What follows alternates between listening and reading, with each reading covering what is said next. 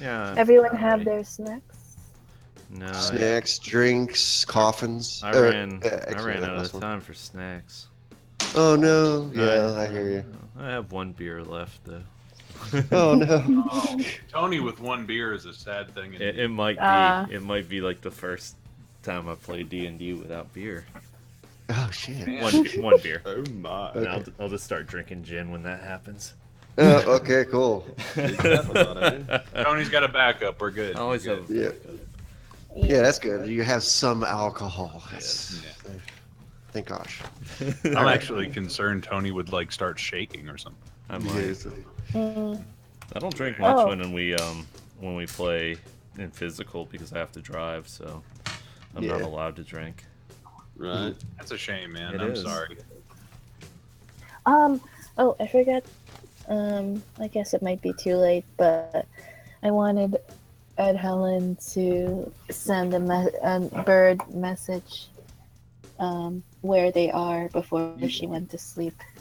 Well, you kind of already did that before you entered the city. Oh, did I? Well, I Yeah. mean, like, she told them where they were going to the city, but she didn't tell them exactly Okay. where So- they are in the city. All right. I'll keep that in mind. Okay. They're in that inn. Yeah. Okay, that's it. Let's start. All right. Then. Can we just keep the music like this for the rest of the game? Oh, Dun, shit. dun, dun, dun, I dun, can't dun, actually dun. even hear it. Why can't I hear that? Maybe you've got your master volume Yeah, down. let me check what I got going on because I like our fight music. I can hear you guys just fine. Yeah, it's like if you go to the Roll20 and go to the gear. Yeah. Well, what's weird is I didn't change any of those settings, and they used to sound good to me. Hmm. Thank you That's so true. much for these dice, Kyle. They I'll turn have it. I'll been turn it up a amazing. little bit.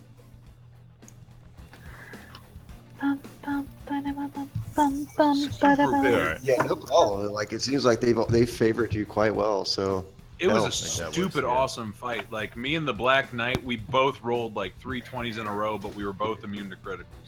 Oh, Wait, God. Black Knight? The Black Knight fight? No, in the Sunday D&D game, I'm not. sorry. Oh, I don't Okay. mean to keep doing that. I'm sorry. No, that's fine. Tony and I okay, do but- it too when we talk about our sessions. Yeah, I always talk about my rolls because, like, I usually have bad initiative rolls. Yep. It goes across all games. And Yep. actually, last game that we played with John, I had I want to say it was an 18, which has never happened. Well, it happened once before. Like I Oh, remember yeah. that because I always remember when you do get Yeah. initiative rolls because your initiative rolls are usually horrible. Yes. Me, I'm 50-50 with mine. All right, so with everybody ready, I will get some exposition music up here. It's working darker. Good to see you guys again. Yeah, it's on your Yeah. time. Yeah, Feels it's like been a time. while. Yeah, it has. It It's has been been. over a week since we last came together as a full group. As a family. All right, so the session will begin, focusing on Dark Horse and Jorn, who are nearing the end of their second day of travel beyond Valenfort. With her hired hand, Grudok Tor, the half-orcish battle bard, they continue trekking southwards along the highway. To your left, the Emerald Wilds begin to fade away in the distance, though the Brexer River, a river that courses through the Emerald Wilds, travels south parallel to the highway beside you. To your right, the fields of tall grass rise into a voluminous mountain range that appears to branch off from the Val Divide that surrounds the southern Gothgar. As the days near its end, the trio come to a sloping hill that rises up and overlooks the region before them. You see that at the bottom of the hill you stand upon, with the winds at your back and the sky slowly shifting from a clear blue to fiery shades of orange, red, and violet, that there is a village. On the other side of the Brexer River, home to a small garrison, 2 watermills, placed upon the river itself, and towers dotting across the landscape. The village is Wastride. This much you glean from your one-eyed orcish companion. Moors and Valenfort protect this village both due to its location and as a trading waypoint. It also has a good bit of farmland that supports the garrison. And they also sell their yields to some merchants that pass through on their way to Valenfort and Morris. I take it you come this way often. I've been here my fair share. Hmm. Do you know a good gathering point? That would be it. Oh, well, I'm mostly meant like a tavern, an inn. Oh, all right. There's two inns, but it's not exactly a big local point for gossip. Hmm. There's the Haggler's Hovel, though. That's the only place that actually has a proper tavern. Hmm. what time of day is it by chance? Too. It's twilight. All right. Well, it's getting to that point, Okay. sunset. So Jordan looks over to Dark Horse and says, "Well, it is getting dark, so this would definitely be a great stop between where we need to go, and we can get any supplies we may need. So, Agreed. I'm down for staying." Yes. And if your allies came through here, they would have come through Wastride on their journeys. Well, that's a good point too. It is a very good point. And you say this town's pretty small too, so there's a good chance that will be somewhat memorable. Dark Horse has a look of concern upon his face. Well, if Small town racism. Well, on the plus side, it's populated by both Valenfort and Morris folk. yeah, well, folk Here's of, hoping. yeah, the folk of Valenfort have seen pretty nice so far. Haven't ran into too many that I didn't get along with. Oh, you, the human, got along with people? That's wonderful. I know. I try Even not. Grudok smiles like that naive young man or Well, old man. I tend not to make waves either. So Yeah, fair. I think Jordan and Dark Horse have a good fucking around thing Yeah. going on. Yeah. All right. So with that, you guys decide to head towards Wastride then. Yep. All right, on horseback. Each of you having your own horse Which is awesome. from Valenfort. You clop forward, and before long, it's not that far of a trek. You see that their guards are posted at the gates, and on the bridge, there are men wearing two separate uniforms, different from one another. Huh. Both wear chainmail, but one dons the tabard with the blue emblem of Valenfort, while the other, another half-orc, wears a beige tabard with the emblem of Morris. The emblem depicting a set of golden scales atop a pile of gold. The scales tipped in Morris's favor. Ooh. When Guardsman. I'm sorry. Go ahead. Go ahead. Oh, I was just going to talk. Yeah, go for it. Guardsman, What? we wish to seek entry. Yeah, the half-orcish guard trades glances with the human Valenfort guard, and they both look upon you and the rest of your group. Half-orc, human, dragonborn. He snickers. It's not the weirdest group we've had lately. Really? Yeah. Got Great. a elf that could turn into a horse and a little kobold fellow. Not too long And- ago. Oh, that is interesting. Weirdest I've heard. When was the last time you saw them? Saw them just yesterday. Oh, good news then. Hmm. Thank you very much. Not a problem. Just Um, check your weapons. This village is under the protection of both Valenfort and Moore. We won't tolerate any disruption. Oh, Understood? absolutely understood. I do have a follow-up question though.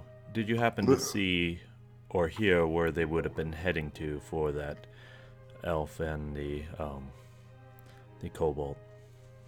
Last the captain heard, they were trying to help some farmer with a monster problem. After that, we didn't see them. You said a farmer? Yeah. You don't know his name, do you? His name's Ben. Ben the farmer. Quaint. Yeah. All right, well, I appreciate all your help and information. we'll check our weapons and we'll make our way in. Right. Enjoy your stay. Oh, thank you. Of course, the Dark Horse goes, you wouldn't deny a man his walking stick, would you? He looks over at the robes, the stick. So long as you don't whack anybody with it, I'm fine. I guarantee you that's not a problem. I like the little Lord of the Rings quote there. Thank you. Yeah. Thank you. All right, and with that, he motions across the bridge, and there's an open gate. The guards holding it open. Seems like they're preparing to close up shop before nightfall. Once you enter the village of Wayside, you see that the palisades forming a protective wall around the community and the garrison to the north. You see that there are large stables at either side, just near the gate, where carriages, coaches, and carts are parked. Around these stables, there's a steady patrol of guards from both factions pacing the length of the cart areas. It is here you can stable your horses. There's a stable boy that rushes up and says that for a silver each, he'll take care of your horses for the night. I'll give the man 3 silver. And with that, Grudok dismounts, hands off the reins, and he carries them off to the stable to the right of the gate and sets them up. You see that the stables are actually well kept. That despite the small village, it is very clean. The small hovels, huts, and cottages that are all roofed with wood, thatch, and hay. But it seems to be well organized and heavily guarded. Patrols wandering here and there. Jorn, just as you dismount and hand off your reins, a cardinal flutters towards you and perches onto your shoulder. It chirps to you before speaking softly in the voice of Helen. Oh, do you want me to read it? Yeah, go ahead. Wait, what did I say again? Yeah, it's been a bit, like we chatted a bit. Wait, I can actually link it to you since I have it available right now. All right. We just saw Atkins Village. We're now headed towards Morris. Meet us there. Oh, excellent. I suppose Dark Horse heard this as well. Oh yes, it's quiet, but if he's close enough, he'll hear it as well. Yeah. Eve looks a bit contemplative. Grudok. What? What do you know of Morris? It's probably the biggest city in Zala. And perhaps the most beautiful. It's the trade city jewel of this place. I suppose you and I should be talking business sometime tonight. Wouldn't mind that. I could share a bit about Morris. Very good. Meanwhile, he turns and looks at the rest of the town. I suppose we should find a bed in this little hole. And that's when he directs you. He begins taking. Grudok takes the lead, moving towards where the town center is located, which is built around the large well that they have there. And we did check our weapons earlier, right? Yes. Yeah, I figured so. I just wanted to make sure. I figured you did so. Like, yeah. Didn't express any. No, I just wanted to make sure that way. Heading left. One thing I was told to do. Yeah, heading left, you see that there's a 2-story building with a small signpost where you see that there's a merchant with a pile of gold in his hand, which has the over top is Haggler's and underneath it Hovel. The Haggler's Hovel, the establishment that Grudok mentioned before. Opens the door, reveals a quaint little seating area with tables, a small stage, a duet of wind instrument minstrels are playing a happy little tune. There's smell of fresh meat and steamed vegetables in the air. Sounds lovely right now, actually. Long, loud grumble from Dark Horse's stomach. Yeah. We haven't eaten well. It's been a day. And with that, you see that there are two people. There's one behind a small receptionist desk, an older lady of average appearance, and a stout lumberjack-looking fellow, stout, bearded, and he's standing behind the spigots and barrels. And behind him is a kitchen where you've sensed the source of the pleasant aromas. I will turn to my party and say, gentlemen, if you could procure us a table and some food, I'll try and get us some beds for the evening. That sounds good. I'll find a table. Guess I'll get the food. And with that, Grudok heads off towards the left. This guy speaks with him. When you come to the receptionist, Dark Horse, she is pretty quick and to the point. A single room is 3 silver. A shared room is 5. How many beds to a shared room? 2. Okay, I will take a shared room and one other room. So that will come to a total of 8 silver. And I pay it. All right. So deduct that, and she hands you the 2 keys and bids you a fun night. Alright, then I will go eat. Which Grudok, he comes over with a platter of steamed vegetables, including like corn on the cobs, baked potatoes, such, and he sets it on the table with a pitcher of water. This is just an appetizer. He's bringing meat. Oh, do so love me some meat. Apparently they've got a decent cow population, so they've got a good bit of beef on hand. Oh, real beef. Hmm. Thank you, Lord. Torm. He's actually starting to garner some respect for the man. You've seen what he can do. Fair enough. As he says that, though, Jordan kind of just gives him this look, kind of like, all right. I'm a believer if they prove themselves. I can, respect that sentiment. It's kind of the same myself. I wasn't always, a believer in Torm. I didn't not believe in Torm. It's just I was shown different, I guess. Anyways, I remember the. Oh, I'm sorry. No, that's fine. Are we just drinking water? I just gotta look at the table. Are you stupid? Wine and beer, please. I agree. I figured you might want to keep a clear head for dinner tomorrow, but all right. He gets up to go. Say get smashed. He goes he's a half-orc.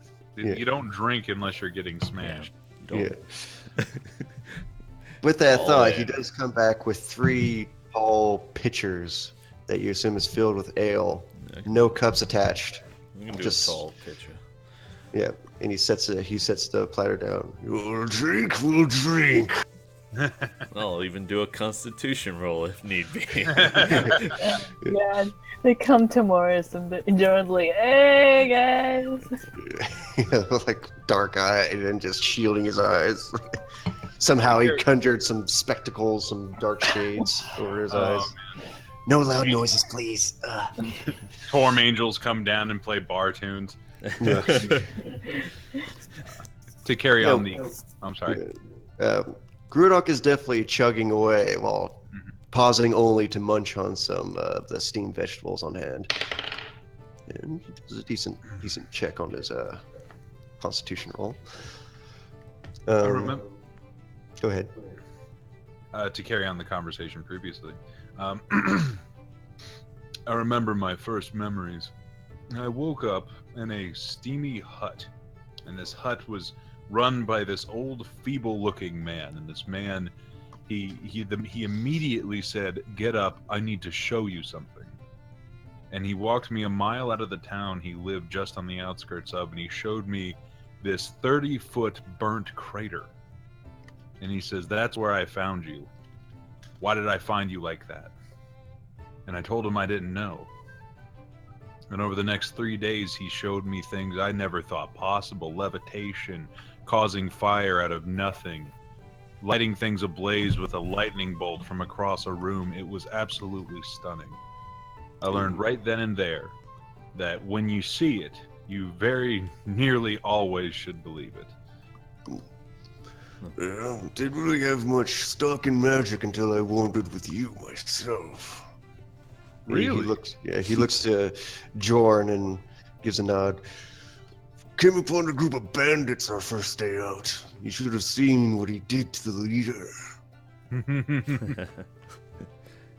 I believe the more learned circles call it a lobotomy. And I will drink to my heart's content, and I will eat heartily. And just as Grudok promised, another platter comes out with thick 18-ounce slabs of meat, cooked with just a little bit of blood left. Just slapped on, spiced to the nines. Grudok eats heartily, and before long he requests the key to one of the rooms. Grudok, before you go, Yeah. we need to speak about how far you're willing to travel with us. As far as I'm willing to go as far as your gold is willing to pave the way. Well, then I suppose the question is, how much was the initial 150 worth? Well, you originally only told me to get you to Morris, so... Oh no. It depends on whether or not we find a good fight on the way. So far it's been rather boring. Fair enough. We'll speak about it again later. Sleep well. Thank you. And with that, he just clops off. I really like that guy. He seems alright.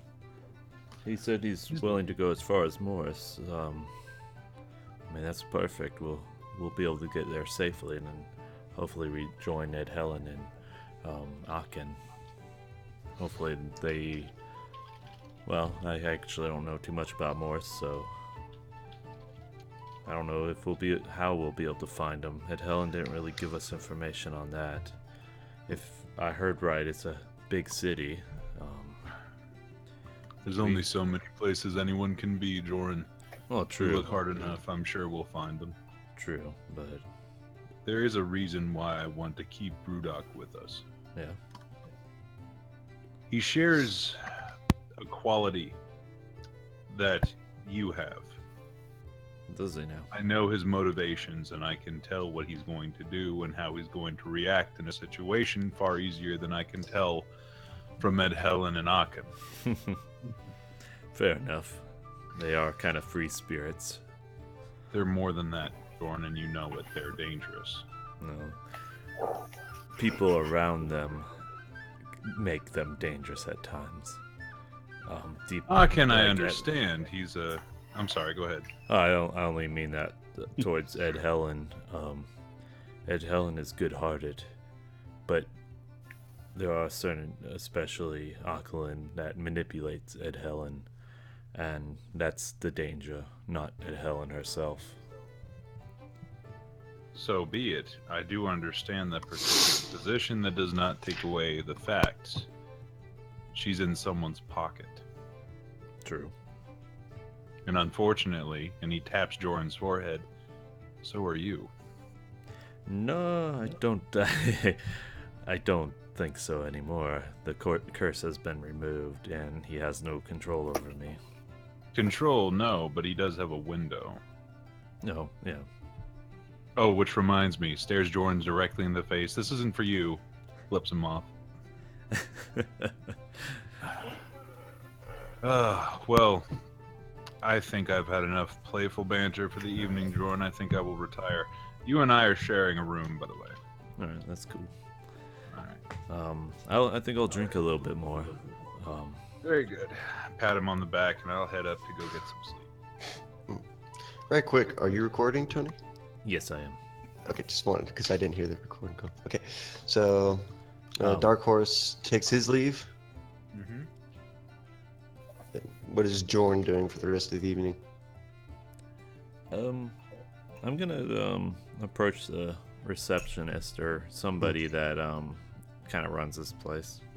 Yeah, the receptionist is still there. She's a portly old lady, gray Yeah, hair, that's what I'll talk to. spectacles on her nose. Yeah, what can I do for you? Good evening. I'm new to this town, so I just wanted to ask you a few questions. Yes, you don't mind. certainly. Well, I didn't know the relation to God, I already forgot the name. Sorry about that. Morris? Morris, thank you. I didn't know what this town's relation to Morris was, and I didn't know if you would be able to tell me any more information about that since we'll be traveling there tomorrow. Oh, well, we deal with quite a bit with Morris. We accept a trade for them. We're a bit of a stop for most of the merchants on their way to Valenfort. Okay. So there's a well-established trade route. Yes. Okay. Is there any traders in town that I might be able to talk to tomorrow that might be heading out around It's this quite rare for them to hawk their wares here, since typically only farmers actually live here beyond us merchant folk. You could certainly try to get one's attention on the way out. Yes, that's what I was kind of looking for. But all right, I don't think I have any other questions. Are you from this town, or are you from either Morris or Valenfort, perhaps? Have you lived here long? I'm far from the south, boyo. I come from a small village called Brockfa. Okay. It's just on the borders of the Black Reach Marsh. Not a very pleasant place. I was very happy to leave it. Fair enough. Well, it was interesting to talk to you. I'm gonna head up now.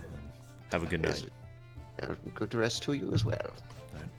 And Wait, Jordan did will... someone join? Yes, Okay. this is the Oh. potential new Welcome. player. Hello. I'll try and keep it entertaining. I'm sure we'll find a way. So everybody retreats to the rooms, has a peaceful night's sleep. Nothing occurs in the evening. Morning comes about. And when you take leave of your rooms and head down, you find the aroma of breakfast in the air, from fresh eggs on a skillet to even more meat. Do you eat breakfast before taking your leave of the hovel? Yeah, Absolutely. probably eat breakfast. In the morning, Jordan's gonna be, preparing some spells and whatnot. Okay. Like So, his normal routine type deal. That'll come to 9 silver each. Grudok had forked the bill last time. Whoever wishes to pay up this time. Grudok seems rather stubborn and not paying for another big meal. I seem to be the richest in the group right now, so I'll go ahead and pay for it. And, Also, I'd like to make a point. mm, I've taken notice that Dark Horse hasn't really been paying much attention to his staff. He really should. It's important to him. So I want to say, as kind of flavor, he's been taking more and more time to spend time with it and get to know it and kind of just learn its intricacies, things of that nature. well, say during this morning when you were inspecting the staff, Dark Horse would have discovered something rather interesting about his staff. The series of dormant runes that are lined along the shaft of his staff. There's been one that crackles with lightning energy. The one that you use to channel the singular ability that you've unlocked for the staff. You see that a second rune is starting to illuminate faintly. It's beginning to crackle to life over time. It's not quite unlocked yet, but it seems to be That's getting cool. there. Very cool.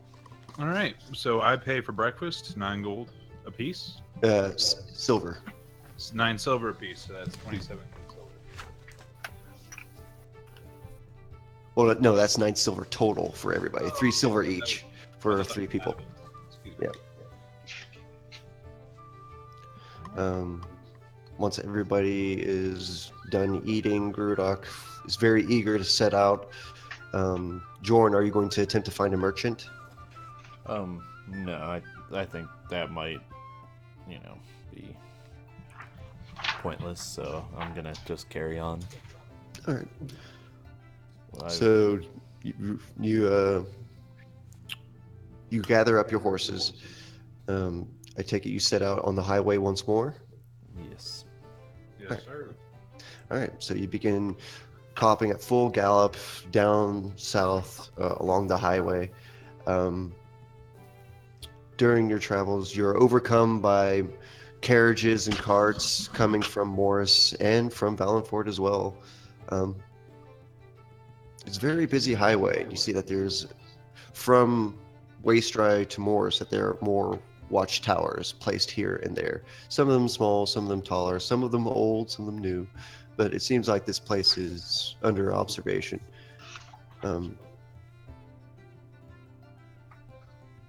Coming towards the later of the day, I assume you all take breaks to eat during the midday. Nothing seems to stop you from your journeys. It's a rather direct route to the city of Morris. And let me adjust my notes. Yes. Here.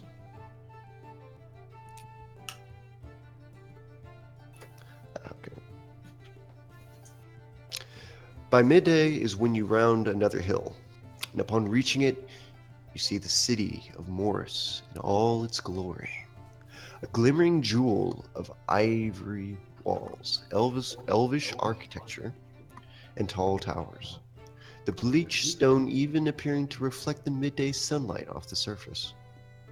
Unlike most human and dwarven dwellings, much which prefers a strong, static, and square perimeter to their cities and outposts, Morris is round in its shape, with a series of towers and tall buildings spiraling up.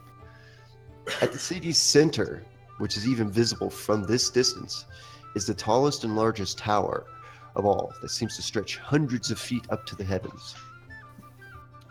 Its most curious feature, however,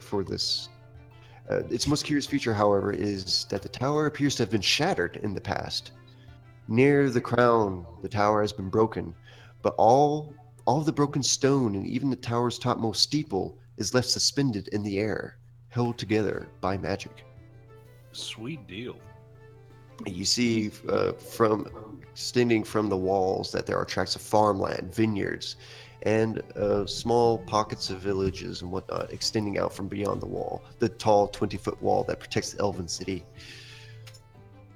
You descend the hill, and after 2 hours of just straight galloping, you begin to approach the northern gate. You, Jorn, another bird begins fluttering its way towards you. And this one just flies beside you. It's another cardinal. And this one speaks to you once more in the voice of Ed Helen, who says, What inn are we in currently? the Dwarven Tankard. Joran, we're currently in the Dwarven Tankard. If you... Yes. That's it. I will imagine the bird said, yeah, that's it. Yes, that's it. It just flutters End, away. end of message. Yeah. Beep. Yep. Get away, you stupid bird! I'm Get done. away. I'm done. You can fly now. Oh, are you still recording? Just no, go. I'm done. That's all 25 words. Just first 3 words were in the Dwarven Tankard, or like 4 or 5 words, and then it's just the rest Why of it's are just you her still here? shooing the bird away. It's like, Why don't birds have off buttons? yeah. Well, all right. Well, that was simple as enough. We know where they're at now, Dark Horse. They're in the Dwarven Tankard. So Yes, they are. they're probably having breakfast right now. We should. Well, no, we've been traveling for a while. They might be having dinner. Yeah, it's close to the afternoon by now. Perfect. Yeah, you've just straight up galloped. It's been quite a journey. You come towards the northern gate, and at either side of you, just crops and lines of grapes and fruits and whatnot. But as you approach the gate, you see that there are 6 guards posted at the gate. but they do not halt you as you travel on through, and you can see why, as there's merchants and whatnot wheeling their carts in. Seems they only stop the merchants themselves to inspect their goods before allowing them in. You don't appear to be merchants yourselves, so you slip past quite easily. The moment you enter the city, you'll see that it's bustling with life, with races of all sorts, hailing from all regions of the world, it seems. Dominating the streets are shops, kiosks, inns, and taverns. Services of all sorts also line the streets. Shopkeepers are chanting outcries from their establishments.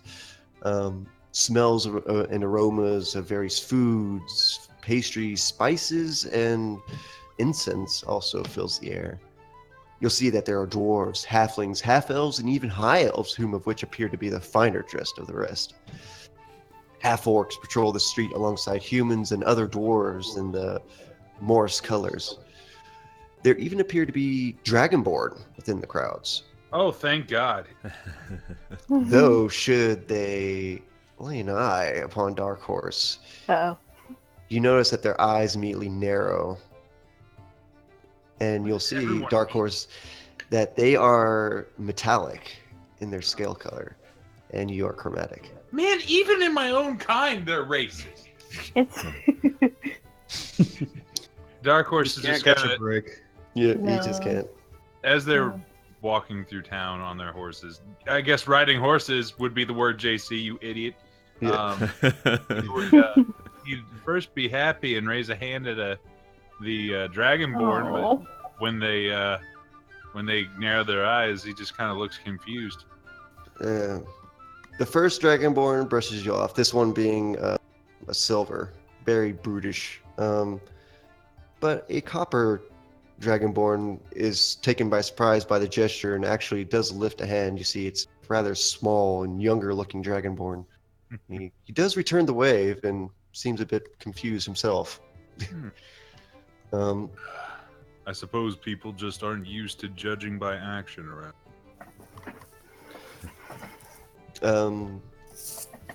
You inquire as to where the Dwarven Tankard is, and it's quite an easy location to find it.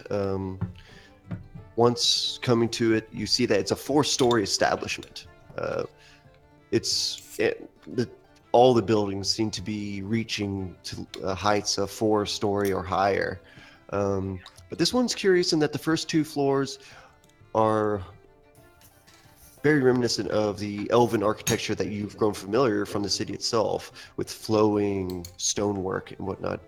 That is until the 3rd floor, where it's just blocky, in-your-face, dwarven, just very blocky and rigid architecture, just set on top of this elven building of sorts, as if to say that they're the better, almost. Upon entering, the entire bottom floor is the tavern, and there's tables, a broad stage in the back, and there's a minstrel group already performing. To your left, all the way along towards the staircase that heads to the upper floors, is a large selection of barrels, spigots, wine racks, and all that, and much more. Make a perception check. All right. Gotta get my D20 out.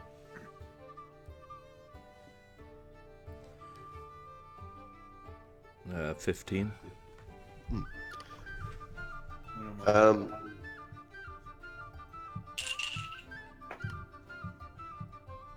God, balls.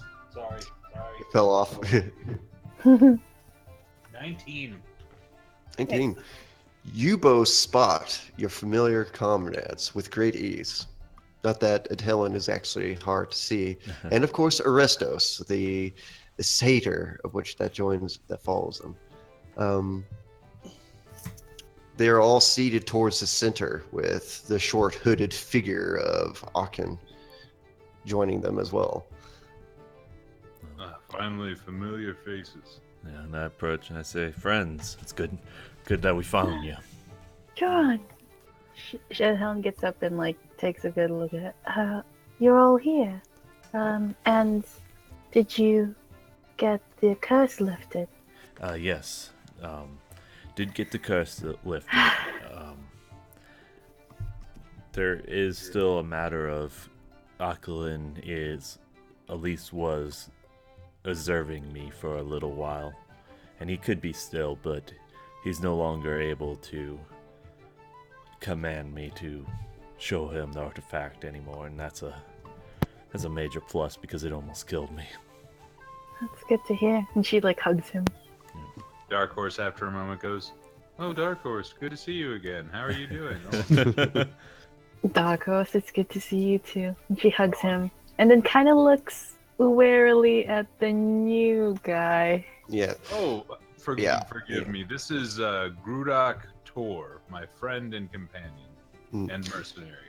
Yes. Oh. For you, this is a large, grizzled, 6'4", light green skinned half orc. Tusks prominently displayed from his mouth. The sides of his head are shaven, and tattooed into his skin are almost dwarven-like runes, with his hair tied to a single braid behind his head. This time, it was left wild the day before. He appears to be dressed in a splint mail lined with fur, and hanging from his left hip is a small round shield, and at his right hip is an axe. And strapped to his back atop his rucksack is a rather large drum, which is inscribed with various runes on the back as well. And he looks to everyone at the table. Good to meet you.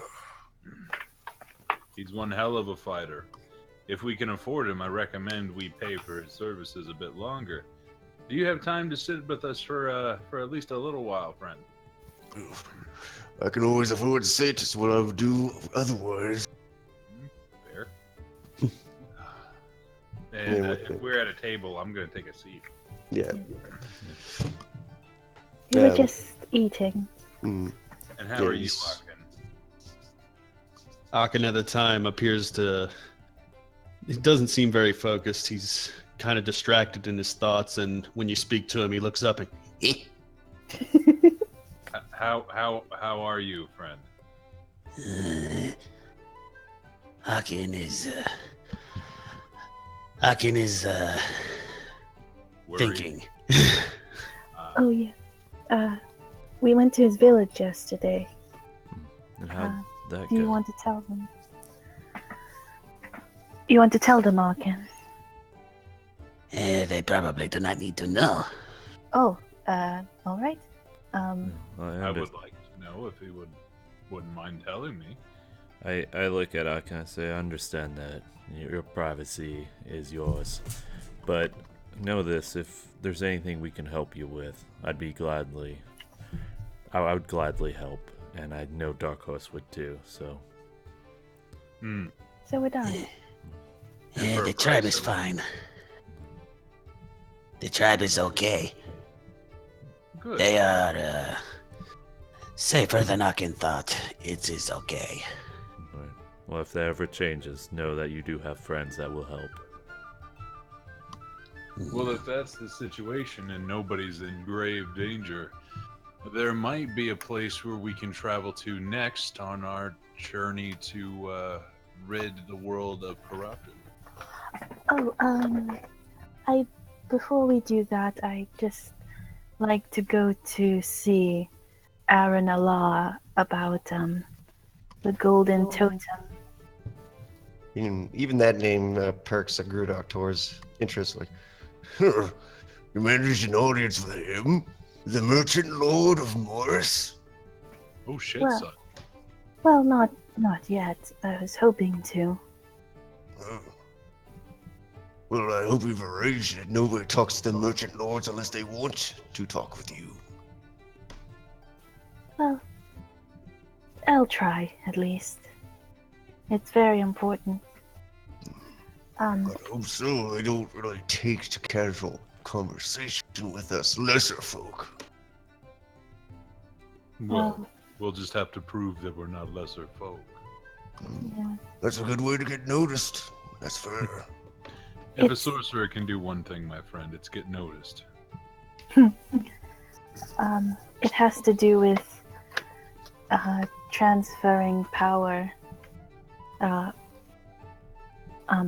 Aquilin said we needed it when he eventually passes. It's used to transfer the guardianship. I'm not sure. He wasn't clear. Well, he certainly says that's what it's for, that's for sure. Yes, that's what he says. So we'll see. Hey, I don't know. I have a weird idea. Let him die. Well, if that he could die, yes, and if that were to happen, though, my village would be in danger. Yeah, I'm gonna grab some drinks for the table. You guys carry on this conversation, and Alcohol, please. Thank you. I walk away from the table. That way they can continue on their conversation. Jordan thinking in his head, just in case Aquilan is listening. It's just that if he dies before, and he's still the guardian, and he still has control over the forest, then my people might Go with him. in danger. Yes. So, hopefully, he dies after the transfer of power, if that even happens. I don't know. Ed Helen, real quick, just roll a d20 for me. Ah, shit. Fuck. Okay, let's see. Yeah, Random surprises. I don't know what I'm thinking. If 17? he's like able to know where I'm at, and I'm sure he knows where Ed Helen's at. Yeah, he still has my hair. Yeah. 17. And unlike you, Jordan, he actually knows her. I know. Shit. Well, Nothing? Since you kind of add your wisdom, it's a wisdom saving throw. Oh. Say that. Oh, okay. So, wisdom. Oh, plus. Is it plus 6? Yes, Just plus plus- 6 is 17. Mhm. 23? It's you're proficient in wisdom saving throws, aren't you? I think so, yeah. And you have a +4 to wisdom. Yes. Yeah, then it's a +7 because you have a Oh, wow. proficiency bonus of 3 right now since you're level 5. Oh, okay. Oh, that's awesome. Then 24. Continue. And that's just my concern right now. I have another concern. Grudog, What's up? do you know anything about the War Torn? Only that not even anyone in Hillsworth is willing to hire any mercenaries to go up there. That bad? The bandits that dominate that area are very territorial. If you're not looking to join up with them, you're an enemy. Was that our next location? It certainly could be. Doing something for a friend. Afraid I can't speak more about it, but I will be honest enough to tell you that I am keeping a secret. Oh. That's alright. Well, to And- the original 3, you would have recollect Onyx Wood, another source of the corruption, is located in the War Torn. It is where Jorn hailed from. So we would be heading there eventually. It just so happens I have an errand to run there as well. Well, then I suppose that's our next destination. And I'll wave for Joran that we're I will- done talking about Shithead Magoo. Yeah, I'll be back with the drinks for whatever it costed me as well. If you're buying drinks for the whole house, let me actually tell you that. You can continue on. I'll tell you the price. Also, is Olivia nearby? You haven't seen her since your Oh. evening with her.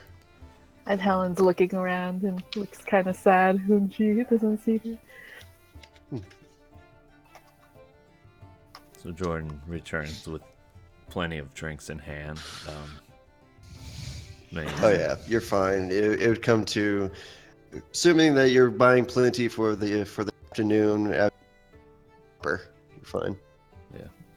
So 40 copper deducted from your treasury. All right. Now that we're all here and we have a general idea of what our options are, suppose we should talk about business. He puts on a pair of thin-framed glasses, gets out a notebook. First order of business. First off, crap, I forgot our satyr friend's name. Arrestos. Arrestos. Orestos, I thank you so much for all of your help. I assume that you'll be returning to the Emerald Wilds. I would, if you release me. I'm not keeping you here. Says the guy that convinced me to stay. I'm not the one who said yes. Hey, Yeah, Make it sound like I dragged you over here by the balls, Orestos. yeah, But thank you, my friend, for real. Thank you. I very much appreciate it. yeah. It's That not a being problem. That being said, Grudoktor, how much would it cost to keep you traveling with us?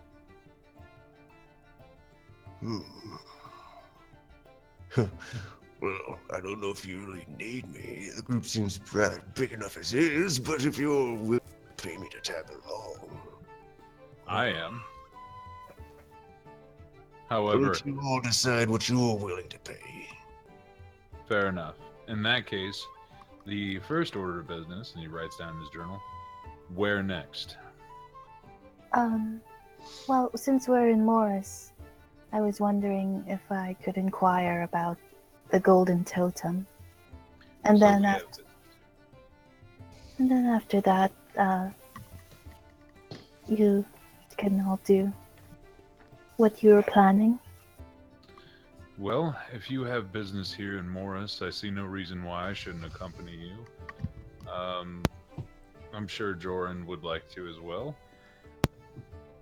I would. I don't want to endanger her mission in any way like last time, so I don't know anything about this merchant that she plans on meeting.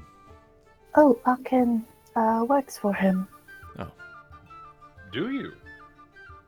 Yes. What's the nature of the work, if I may ask?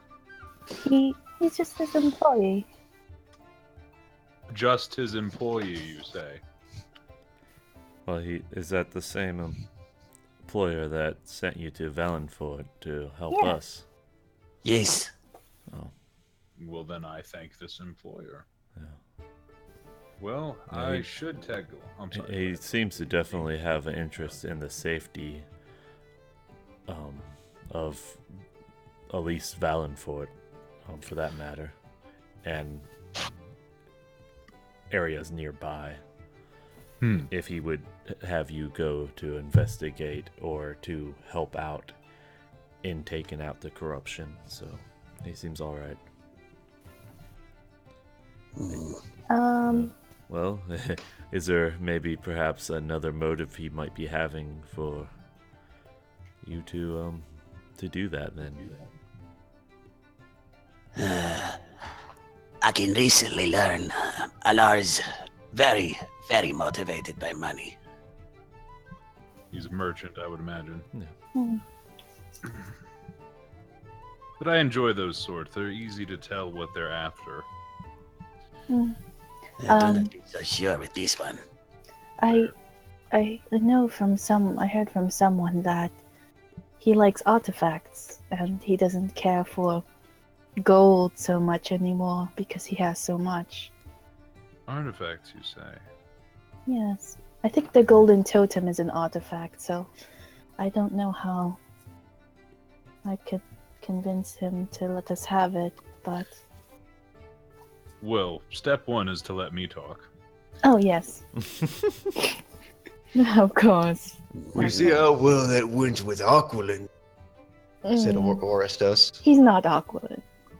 Dark Well, Horse let's is... hope not. I seem to remember somebody in that group being very impressed with my show, sir. He says with a hand over his heart, like, how dare you? That being said, we will take a look at this merchant, Lord King, servant, whatever, and then Afterwards, I recommend we head to the War-Torn. What? Come again, Dark Horse. I recommend we head to the War-Torn after. Isn't that where you're from, Joron? Very much so. And it's no place I'm looking to go back to anytime soon. Well, there's several reasons why we should. All right, start. What's the first of your several reasons? Well, I should clarify several equals 2 here. The first reason being the corruption is prevalent there. And your source on that is? Linnea. All right. Second, I can't tell you too much detail on, but I'm doing an errand for a friend, and it's important. Well, I'll give you this warning. If we go into the War-Torn... Hold on, I'm sorry, 1 second. For some reason my phone's going off. I should put my phone on silent too. Alright. One of two things will happen if we go into the War-Torn. Either they'll be putting this group in danger, or any one of the factions that are in the War-Torn will want us to pretty much join them, or will be their enemy.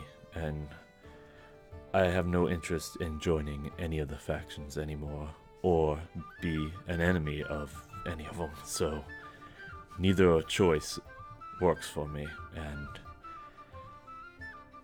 I don't see a way around that if we went in. I don't suspect we're gonna just sneak our way through and stay uninvolved in the political nature of what's going on right now. Well, we're always in danger, Joron, wherever we travel. Oh, very true. We also don't know the nature of what's happening up there now that the corruption's taken hold. True. And I thought you wanted to cure the blights I do want in to all cure the places. I do want to cure the blight, and I do totally agree that we need to. I guess what I'm saying is, I don't think we have enough reason to go as far as I know. I know I've trusted you in the past, Dark Horse, and I'd like to just trust you openly on this particular reason. It's just, I know the danger that I would be putting the rest of you in if we went up there. He takes off his glasses and folds them up, puts his elbows on the table. I'm being tasked to find a very rare something. And this very rare something is very powerful. And right now it's in the middle of the War-Torn. Mm-hmm. In bandit country. Mm-hmm. Not only that, this person who's asked me to do this is a close personal friend. Not only that, but we would need to go there to do our job.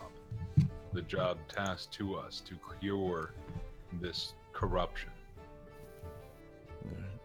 And right now, we do not have another destination. True. It may be a bad idea, true. But so was walking into an elf crypt. So was talking back to a demigod. Yes. This entire group's MO is bad ideas. I agree with that statement. But all right. Well, Joron knows the land more than anyone, and I think we should also be very careful according to what Joron says about the land. Oh, absolutely. I'm not about to discredit the man. I'm just saying it does look like someplace we need to travel to. Danger be damned. Alright. Is it settled? Yeah, that's settled. I'm not Yeah. making you do anything. I hope you know. No, I understand that. I know it's probably where I need to be. But I am somewhat of a deserter to the causes of... That's An fine. unsavory- That's fine. Nice. We will travel to the war torn. Very well. And he writes a note in his notebook, marks it with a big old period, closes the book, and he says, "Now that we know what our steps are, where is this merchant lord?" You will find him usually in the floating tower. Oh, yes. Will you be coming with us, Arkan? Akin has come this far. Akin will continue to follow. That's good. It'd be a shame if I was the only skilled one. Mm. Now that we know where we're going, let us talk about hiring our friend here. How much would it be? Company through the war torn. What do you say? Well, considering that the war torn's bound to give us a good fight, I'll reduce my fee by a bit. 50 gold. That's a good sum. I'll take it, if you are all willing. Put up 25 of it. I don't have much gold. I think most of our gold is with Arkan. Slow only- turn of the head to Akin. I'm only carrying silvers myself, so... Yes, I don't have. I have a few gold left. I don't have gold. Yes, I think it was with Arkan before. What do you say, Akin? Akin has no gold right now. What? Akin has no gold. What happened to it? Akin gave it to tribe. All of it. Yes. You gave all of it. All of the gold, yes. I think... I think when Akin earlier said his tribe was doing okay, he should have maybe said is doing great. But I could be wrong on that statement. Dark Horse turns his head and bites his knuckle. I'll pay. I'll pay. I'll pay. Gurdok seems immensely amused by this turn. He raises his head. You can pay me half now and half afterwards, if I'm still breathing. You were kind, man. I'm sorry. I need to grieve for a moment. Do you also accept silver? Or is it only strictly gold? I will give him 25 gold pieces. I'll help. Okay. It's fine. Gurdok snatches it up, pockets it, and just laughs to himself. It's not. I'm not upset. I'm not upset. It went to a good cause.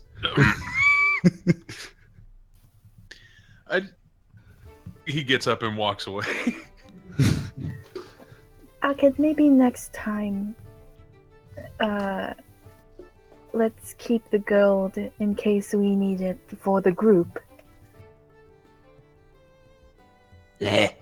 Very muffled from the back. It was so much gold. You have no idea. So much gold. Well, About 5 minutes later, he comes back. I'm okay. Some patrons walk in from the back, just rubbing their heads. Some Scalesy was just shouting in the heavens for some reason. My name is Dark Horse. Dark Horse, let's just. Dark Horse, maybe you should next time keep the gold. It'll be fine. You don't say. Yes, I think. Now let's see if we can speak to Alan a lot before we continue. I agree. It is late. Oh, How late? It's still in the afternoon. I'd say it's about 4 p.m. No. Well, I say we see if we can procure a meeting with the man and then grab a place to sleep. Yes, we could come back here. I think. So much gold. And he gets up and we go. And I guess we head towards the floating tower. I get a tattoo of a teardrop on my eye. I thought that means like you murdered someone. Means what I want it to mean. I'm a sorcerer. He's a wizard. Was that always That's totally there? Yeah. All right. So everybody's going with. Yes. Akin's gonna actually he rises up from the table and says, Akin will visit the tribe for a little while. Oh. Just say goodbye. Yeah, pick up alright. some money. We're standing in someplace. Maybe pick up some Maybe money. pick up some traveling Some of money. our yes, since Still small traveling fun. it's a necessity, I think. Have a good time, Akin. I Alright. think I might just stay in town at Helen. Oh. Since I think you probably have everything you need. I wouldn't be much use on talking to a merchant, so I, however, would be of immense use. I'll travel with you. Oh, At Jorn's mention, Arestos does sit back down. It's like, hey, I'm not so good with the talking either. And Grudoktor grunts, I'm here to fight, not to talk. So, best of luck. Man, you all are just lucky to have me, aren't you? Don't. what would we Boys do at without Arestos you? don't. His mouth was open, but then he just slowly shuts his mouth. Pat him Fine. on the back. What would I do without you, Dark Horse? Let's go. Be significantly less dashing. Mhm. Hmm. I mean to say I'm good looking. Did that come across clear? Was that? Yeah, that's I understand. Oh, very good. All right, so taking your leave of the Dwarven Tankard, Akin going his separate ways, taking his leave of the Northern Gate. Akin fulfills his wish. Akin, you also find that upon arrival, there's also a cart outside the entrance to the Blackscale Caverns, which has the agreed weapons and both materials for traps and some already pre-made, kick-ass. being carted in by the kobolds. Some of the Morris guards just standing about watching. You go within Blackscale Caverns. There hasn't been anything new since your last inquiry with the gnome the day before. There hasn't been any tremors that the group can report of. Everything seems to be another normal day, though some of the treasury kobolds are very much enjoying the wealth that you've brought in and are putting it to good use. Good. Rolling around in it. Taking golden showers. Yeah. I don't think that means what you think it means. It's a type of golden shower. There is one kobold that tried to dive in it from a very currently being mended by Flick the Healer. Just Oh, golden it's not- blood. It's a solid man. The old ducktails dive into gold. Oh, Um, that poor kobold. Yeah. And wondering about, you do find what Akin was very interested in doing before taking his next leave. And there are many eager participants Okie dokie. with a champion of the Black Scale tribe. It's actually a good idea. I should probably think about doing that. Doing What do you think he's doing? Well, I think Oh, he's yeah. fucking. Yeah, okay. Making some little hatchlings. Making some hatchlings, yes. Mm. Dark Horse and Helen, you go the opposite direction of Akin, Mhm. and you begin heading towards the noble quarter. Before long, you come upon another gate, and another wall, I should say. There's another 20-foot wall that separates the noble quarter from the merchant quarter, and there's another quartet of guards that keep watch over the gate. And as you approach, one guard, a human, well dressed, clean shaven, very fine, even has a cape, a half cloak draping from his shoulders, approaches you, hand on his sword, not aggressively, just casual, and he raises a hand. What can I do for you? This is the noble quarter. Do you have business here? Yes, sir, I do. This is my companion and Helen. My name is Dark Horse. We're here to speak with the merchant lord.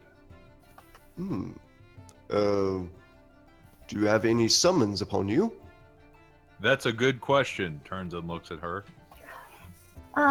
No, but if you tell him that Ed Helen from Grothgar, the Grothgar Forest, and Dark Horse is here to speak From with another him. place.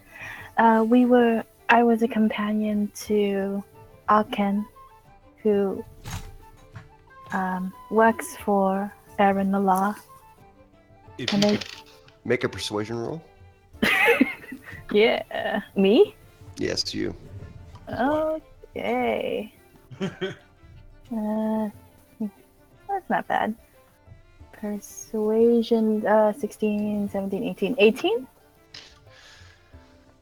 The guard huffs. Well, I suppose I could send a courier to at least check up on this. Oh, yes, please. Try to have summons upon you next time.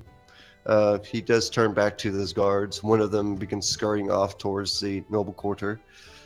It takes about 10 minutes before he returns with a scroll and hands it over to the guard captain. And he accepts, opens it, gives a firm nod, and then offers it to you, Ed Helen. All right, it's clear. He has accepted your audience. Seems he was expecting you. Oh, Oh, very good. maybe Alken told him about us. Okay. Thank you. You will be escorted as you are new to us. That's very You understood, understand. sir. Oh, Yes, yes, very sir. good. Thank you. And with that, the guard that had been a courier before, a younger fellow, though not by much, human, leads the way.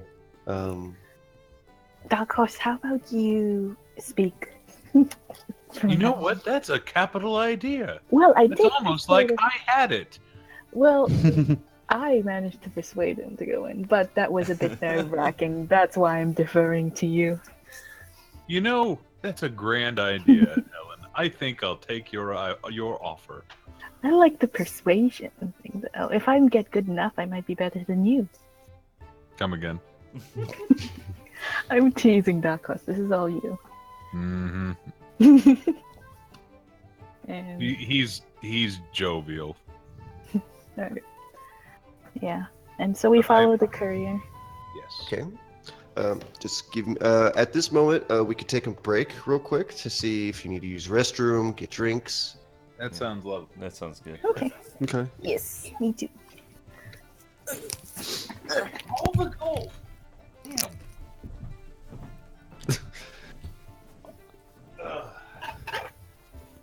Hell, it's more funny than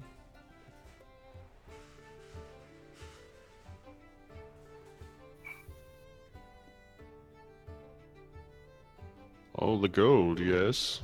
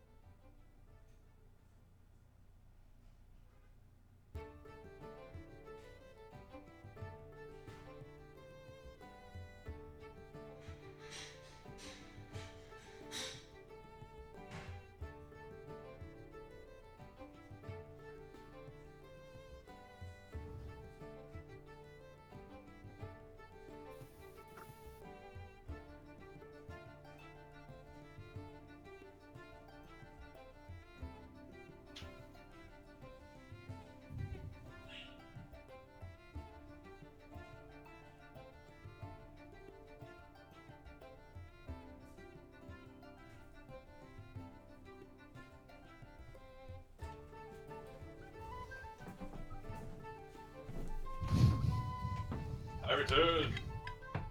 Jolly good.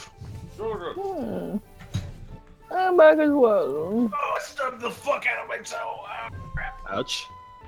Oh, it doesn't feel nice. No. Nothing's broke. I'm okay. Good thing. I believe Kyle is still refreshing himself. Powdering his nude. You. Yes. More like slapping my face with text. Okay. Oh. Yeah, just getting like credit up for the noble. Am I the only one that thinks like every time he does a voice we don't see? Say what? What was that last part? I pretend that that Kyle changes costume every time he puts on a new character. That would be like some impressive like Some I should be an dedication. actor at that. Yeah. Yeah. That or Let's- like I actually like put in like upside down vampire teeth when talking like Grudok and put on some fake horns when I'm talking. So, Just like toilet paper rolls. God, yes. What do you wear for Olivia? Oh Uh, my. Nothing. He wears nothing.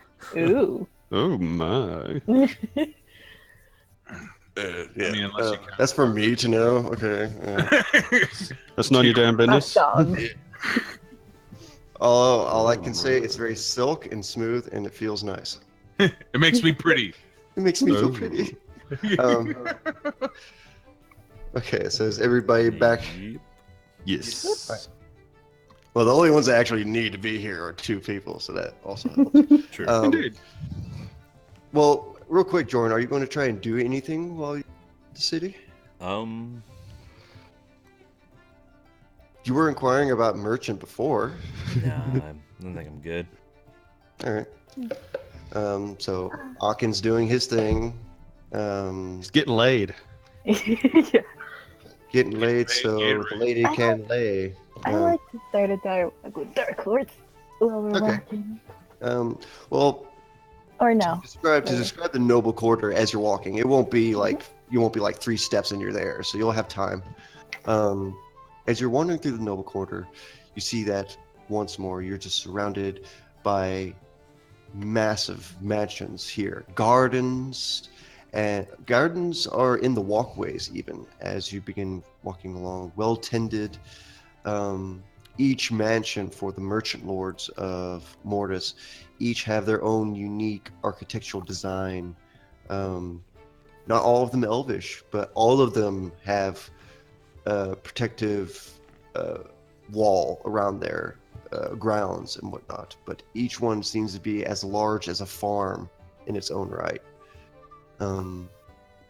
Watchtowers spiral up here and there, overlooking the city and beyond. At the very center of the noble quarter, you see the immense shattered tower that rises hundreds of feet above the ground. You are taken not to the shattered tower, as Akin had said, but to the mansion that is closest to the shattered tower. This one is the largest of them all. 10-story high, massive doors, and a massive gate, to which from the gate to the front doors of the mansion is a very lush tracts of garden, flower beds, fountains, and heavy patrols from Morris guards. But these guards, especially those posted at the front near the gates, all have their own unique emblem over their heart atop the tabard of the Morris Guard. And this one is an elvish rune that you, Ed Helen, identify as the name Alar. Mm-hmm. You see that these are guards specifically in his employ. Not So- to interrupt, but I actually know what I want Jordan to be doing. He's just going Okay. to be studying his Codex book. Codex book. Yes. All right, Codex Okay. of Curses. Sorry, I didn't mean to interrupt. I just wanted to. No, say that's what actually a he'd be good doing. thought. I'm glad you remember that book. So, Sorry. Yeah. Continue on. no, go ahead. Like, thank you for reminding me about that. Okay. So go ahead and discuss Ed Helen Dark Horse, what you wish. Of course. Hmm. I wanted to talk to you. Well, about two things. All right. Um, first, before we go see Allah, um, one of his other employees, I think she called herself Arkin's handler. I think it's just like a joke between them or something. But she said Allah might be a merchant that has some shady dealings. And I don't know, I just wanted you to know what we might be going into. I haven't met him personally yet. But My dear, I have a emporium of mystical items. I know exactly what shady dealings mean. this shady dealing might involve supplying the what are they called? Something of the blight. The blighted gaze. These shading dealings might involve supplying the blighted gaze. Yes. Would you mind telling me what the hell that is? It's the people. I think it's the people that behind the blight that's going on. I need a distinction. Blighted Gays or Gaze? Hmm? Blighted gaze or blighted gaze? Yeah. Oh, GAZE, of course. Okay. Their symbol is a dark eye. That shows And Under is a my- rainbow. Okay. is my description correct or no? Yeah. That- Sorry, okay. I didn't mean to answer Kyle, but I Yeah. thought so. Okay. That's how I understood him. Yeah. So that's one thing. I don't know if it's a merchant thing that they just supply anyone with money. Well, it is what we call a capitalist society, my dear. If someone has money and a demand, that demand seems to be met. Well, all right. I just don't know if he wants something for the totem, if we wanted to owe something to a man like that. Well, But it's something I need, and it's something I know you can talk your way to getting. I can certainly attempt. I won't lie, I don't necessarily want to do it. But I'm not doing it for Aquilin. No. I don't do things for him anymore. I do it for my people. Right. The second There's enough. We could. Well, I wanted to ask, do you trust me? I asked No. Alkin. Oh, at least I asked Alkin yesterday, and he wouldn't. He just didn't answer me, which I'm guessing is a no. Well, I should be specific. I trust you as far as I trust Aquilin. And the So- moment you're no longer in his pocket anymore, I'll trust you far more. The What do problem is, my dear, I understand that the situation you find yourself in isn't the situation you want to be in. You as a person, as a being, are very trustworthy. The person that has you wrapped around his finger is an asshole. In his pocket. I'm not wrapped around his finger. I don't You're think. wrapped pretty tight, honey. I don't know what to tell you. Oh, Aquilid, let me just run over here and get this thing from this merchant for you. It's just fine. Don't worry about it. Dark Horse. Yep. Whatever I do for him I do it for my people. They've always been my motivation. Always. I sacrificed a happy life with someone else to be with him, to protect my people. I talk like that so he doesn't attack my people or starve them or attack them with his rock monsters. I do everything for my people, and they've always sacrificed for them. My dear, you don't have to try and convince me. the sooner we get this totem, and if he does intend to make me the next guardian, the sooner my people are safe. And thank you. I don't know if I can convince you to trust me. Hopefully my actions will speak louder than my words. I think you put too much stock into what I think, dear. You should take a page from my book. I don't give a damn what any of you think about me. I like you, Dark Horse. I care about your opinion quite a lot. It's funny that I tell you I don't care what you think about me, and then you immediately tell me what you think about me. That's pretty interesting. All right. And he will gently pat her back. Relax. I'm far more abrasive than I actually am. Well, we'll be traveling together, and it's good to have you company. You're not that bad either, even if Aw. I don't like your husband. All right, let's go. I don't know And why I said it like that. it causes Ed Helen. It totally it Just a causes little- her to laugh quite Just a bit. little indigestion there. He Anyway, vomits every time he says it. You know. All right. So, that's Miyuji. oh, actually, that's no. I'll keep it. That wasn't the one I wanted to go with. Still doesn't matter. Come to the gates, and the guard, seeing you, escorted by another Morris guard, they both approach each other. They speak, and the guard looks to you. This one, half orc, the one that's outside the gate. He looks to you. You have your papers. Yes, my good man. Just a moment. Hmm. I'll hold my hand out for the papers. Yes. He takes it, inspects it. All right, good. And with that, he turns out, gives a call, and the gate is opened by two guards from the other side. The half orc guides you up these marble stone, these marble steps towards the mansion, where these are these tall double doors. Actually, let me turn this down. Just God, I love Miyuji.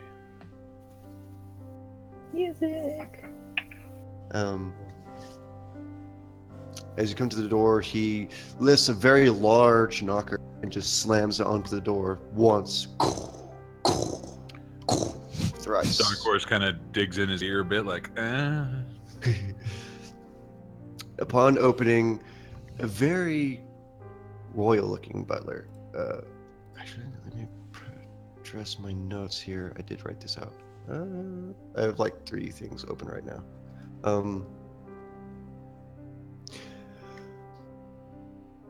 An aged human servant dressed in fine apparel with slick back hair, with nose raised high.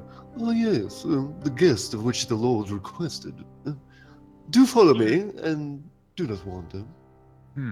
He speaks with high-born nobility. Dark Horse does his best impression of him behind his back just to make it.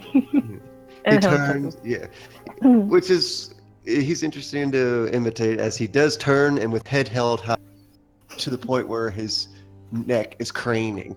He begins walking forward with hands behind his back. Dark Horse cranes his neck. Doors line the massive hall at either side, with a large staircase ascending before them, branching off into 2 separate staircases that both stop at the 2nd floor, but continue up to spiral to the floors above. They remain on the ground floor, however, with plush curtains, drapes, portraits of elven highborn on display, and family heirlooms in display cases, such as weapons from past battles, armor, and emblems. The servant takes you to the far right corner of the room, where he opens the door, revealing a hall that then leads to a small, it leads into a study. Tall windows facing the gardens and the walls of the grounds, with sunlight spilling in. Standing before one of the windows is a tall elven gentleman. his pale skin almost as white as the marble his home has been made of. It shows his birth as that of a high elf. Long pointed ears and hair as black as the night, its length reaching down to his waist but bound into a single braid that hangs behind him. At the end of the braid, a clasp of encrusted gold and jewels holds the braid together.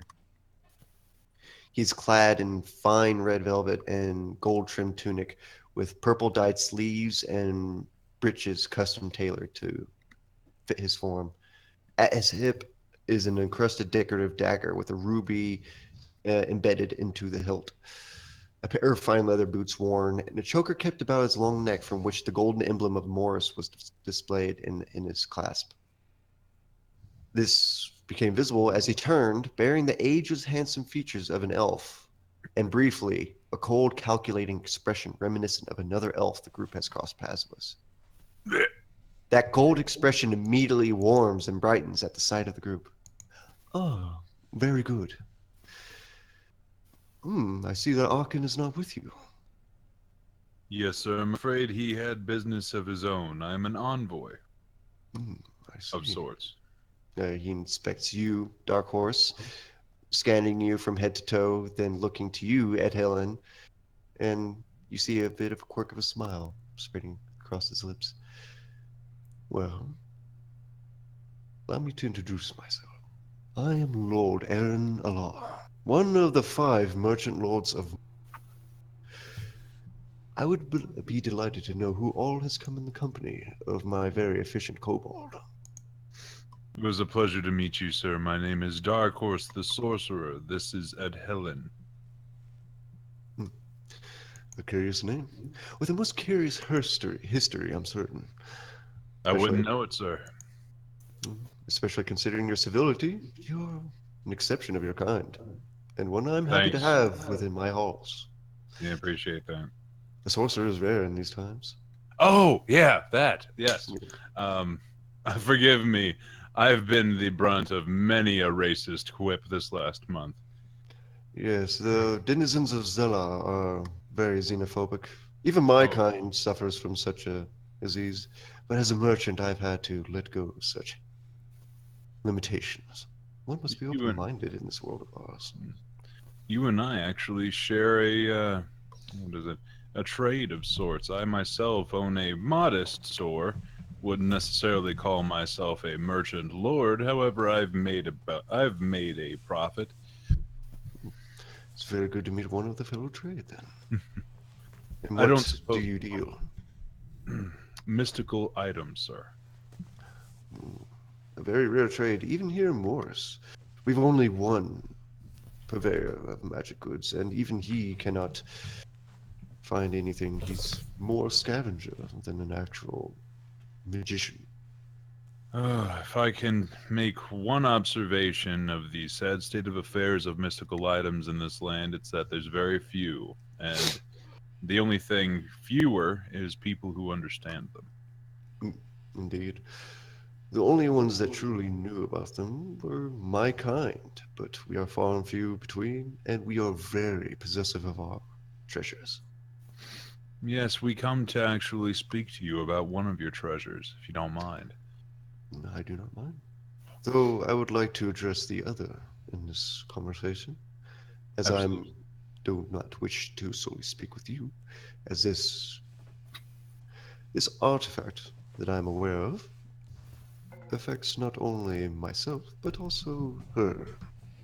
And to which he turns to you, Ed Helen, and smiles warmly. I have been very eager to meet you, Lady Ed Helen. You know, an old acquaintance of mine. I do see he has at least some measure of taste in women. You exude strength of elven kind, and even I can sense your strong affinity for nature. He takes a moment to scan the scarring on your face. He didn't mar that beautiful face of yours himself, did he? He always had a problem with his temper. You're telling me. No, he didn't. You know of Aquilin? I wouldn't say that we're friends, but yes, I know him. Well, knew. God knows what 300 years of isolation will do to an elven mind. I could tell you. I'm certain. He was. Ah, it doesn't matter. Ages passed. Whatever he was, no one but us, the Feyborn, would really care. Oh.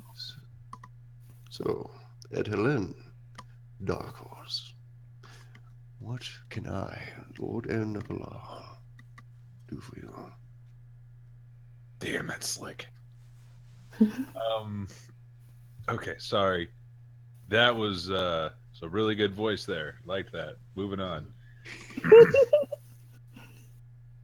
Dark Horse, favoring his staff for a moment, just leaning upon it. We come to seeking a totem, a golden totem. Ed Helen. Uh, yes. It's just called the golden totem. I'm not sure what it's for, but Aquilin asked me to come to the city and to seek you out to perhaps acquire it. I'm sure you don't give it for free. Certainly. And that is where we now come to the business at hand. Please, take a seat. And he motions towards the many cushioned chairs, sofas, lounge chairs that are available, facing the desk, which he now stands behind.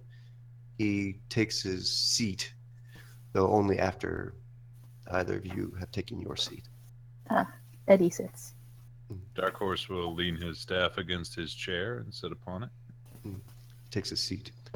Now, the golden totem you seek is in my possession. One of my most prized possessions, in fact, amongst many.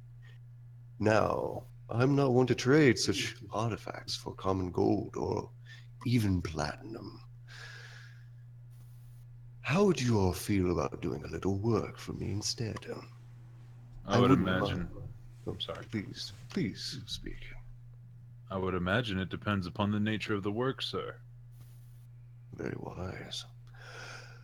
I wouldn't mind trading an artifact if another treasure was given to me in its stead. And there are a few ways to go about this.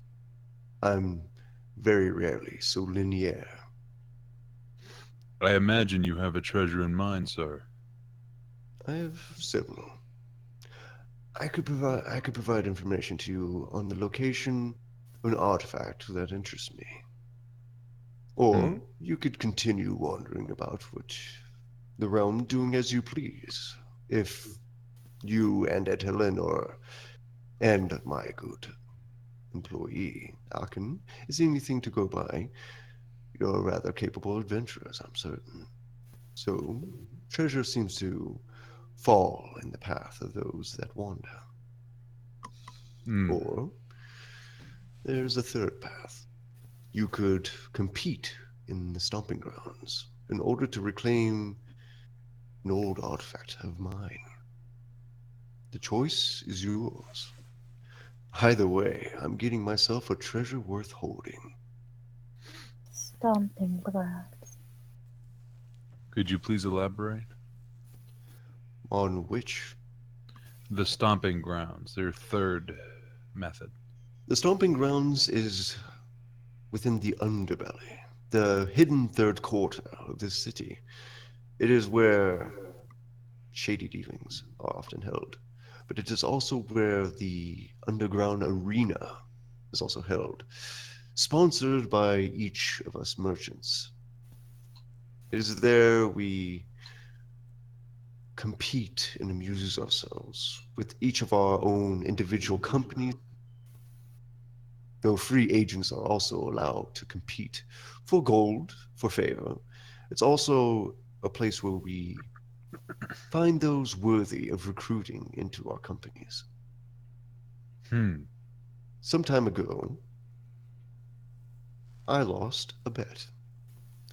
Gold doesn't have a thrill for me, so I goaded each of the merchant lords into putting at stake a treasure that they hold dear. I lost. And I would very much like that treasure of mine back. I have questions. Ask, and I will do my best to answer. So do I. Of course, milady. I'm intrigued by the stomping grounds. It would be most intriguing. It's the most immediate and local solution. But it is not the Agreed. easiest, I will say that now. Do they usually do one-on-one or team-based combat? They have both. It's up to you and your comrades on whether or not you wish to compete in single combat or in squads. I assure you it'll be in a squad. Ed Helen? Oh, it's about the golden totem. Do you know exactly what it does? The only one that would know that, my dear, is the golden saint who made it. The golden saint, is she still around? Well, the last I saw her was when she gave it to me. Oh, a while ago, I suppose. Several centuries. Oh, Though she's always been very fond. I've always been very fond of her myself. If it wasn't for her, this city would not be standing. And would you happen to know where she is? Or perhaps even her tomb, if she's passed? I do not know if she is dead. I would be rather surprised if that was so. She was a very resilient elf. But as much as I wanted to keep tabs on her, it's rather hard to have someone tail a person that can turn into a bird and fly across the ocean. Word. That sounds amazing. She was perhaps the most powerful druid I ever had the pleasure of knowing. She's a druid, too. Indeed. Those that were blessed, the Erden blessed, or wood elves, most of their magic users were devoted to the natural arts. Oh. Sir, Yes. may I ask you an odd favor? It depends. You can certainly ask. Whether I'll adhere to it will depend on the favor. You've never seen me before, have you? Sorry. Me He neither. inspects you for a time. I do believe I would know a blue dragonborn. Fair. Can't say I have. You- And I've only known 2 other sorcerers in my time, and they were elven. I'm sure they were very powerful. Not as powerful as I, apparently, for they are long gone. Shame. Indeed. I have one other small favor to ask. The golden totem. May I inspect it? I'm not saying anything about your quality. I simply am very interested in artifacts. You will be allowed to inspect it as much as you wish when you obtain it. The only problem with simply allowing it for a casual glance is that it is sealed away in a location that is very difficult I to understand. access. And I I only understand. wish to access that vault when I am definitively. Take Damn your it. time. He stutters. Sorry. Definitively. Yes, that word. Definitively. That's exactly how I am. If I can't say a word, like at that moment, it won't until like later on. I'm like, all right, I broke that. Couldn't say it. Now I'm back. All right. Definitively obtain and keep out of the vault. The only time I understand. go within is when I do fancy a look myself. But I assure you, it is within my possession. I believe you, sir. I do not doubt you for a moment. I simply allow my curiosity to run me far too often. You would be a poor sorcerer and a poor merchant. So, That said, say we were interested in your third option. How would we go about it? well, I would ask you to gather those interested in fighting in the stomping grounds. And you're staying at the Dwarven Tankard, I believe, yes? Yes, sir. Yes. How soon do you believe your team will be ready? There We are can be fights ready. held nightly.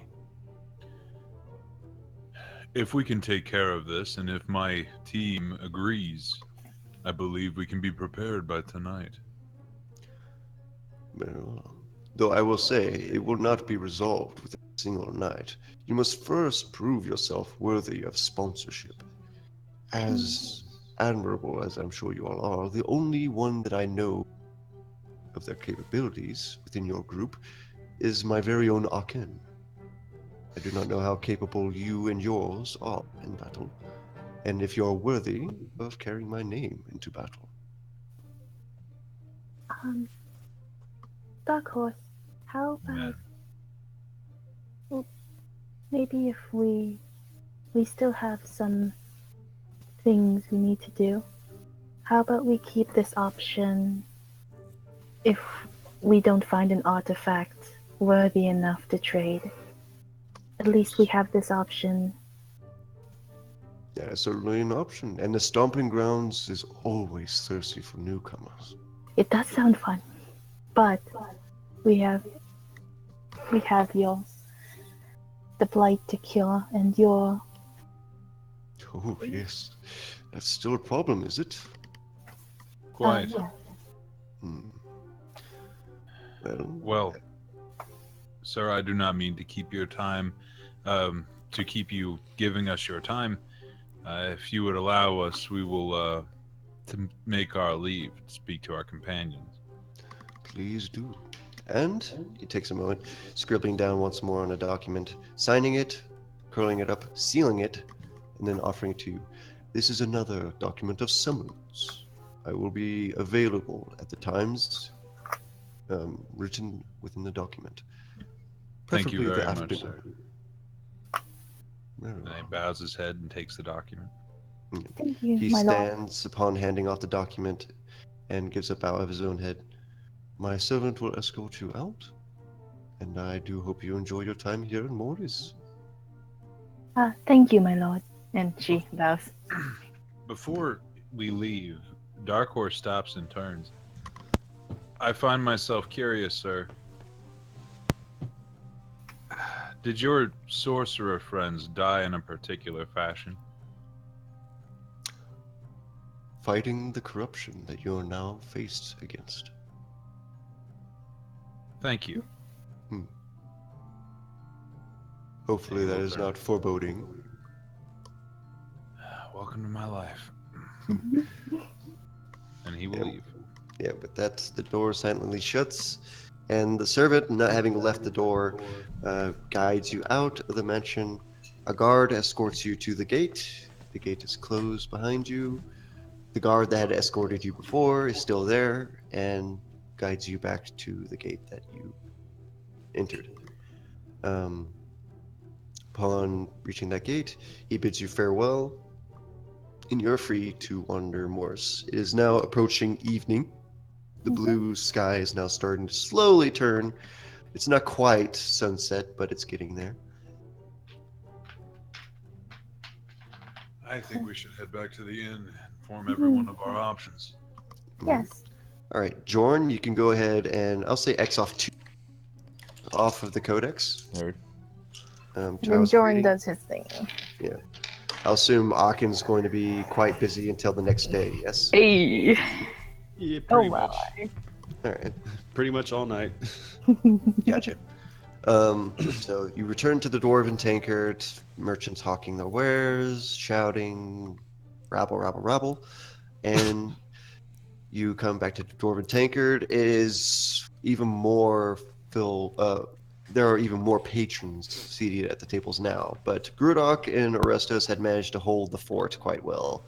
With Jorn, did you read in a room or did you read with them? I guess I'd probably If it was noisy, I would have went up to the room. Okay. So X off 8 silver from your treasury. Will do. But yeah, Grudoktor and Arestos, there are even more tankards that there were before when you left, scattered about, and they're both just speaking amongst each other. Arm As you wrestling. approach, yes, I was about to mention that they're actually God. clasping arms and about to wrestle before Grudoktor turns his head to see you approaching. He's like, let it. Yeah, like Arestos looks a bit disappointed. His muscles have been tense and ready to go, but No, he relaxes. I'd actually love to see. And Arestos looks back to Grudoktor, shrugs. I'm willing if you are. Damn it, rare in our voice. Oh, wow. Yeah. That's my first. I think that's my first. No, that's my second slip up. When I tried to do Southern fellow during Brandon and Erica's. Oh yeah. And went Ben. English all of a sudden. We're like, what the hell? Ben Okay. the farmer. Yeah, Ben the farmer, who he's Southern English apparently. Grudoktor looks back and like, all right, let's do this, goat man. And they both clasp arms. This will be interesting. 5 gold on Brewdog. I will go for Ori with 50 silver. I don't have gold at the moment. Oh, man. All right, so Arestos is up. Come on, first. Ori! That is, he's not raging, so he doesn't get advantage, but he did pretty well.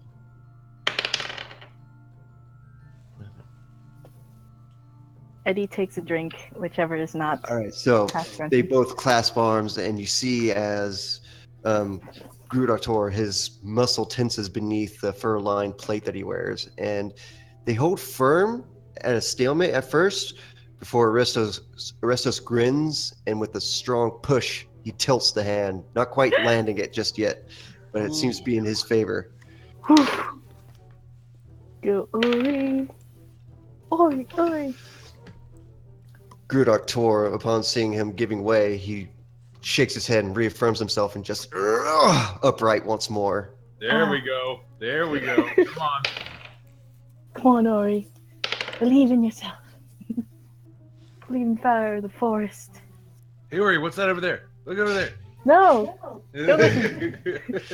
Grudok seems to grin, appreciative of the cheering, but his eyes glint briefly with a red flare, and he just suddenly cranes Orestes' arm, and Orestes just manages to keep himself from touching the table.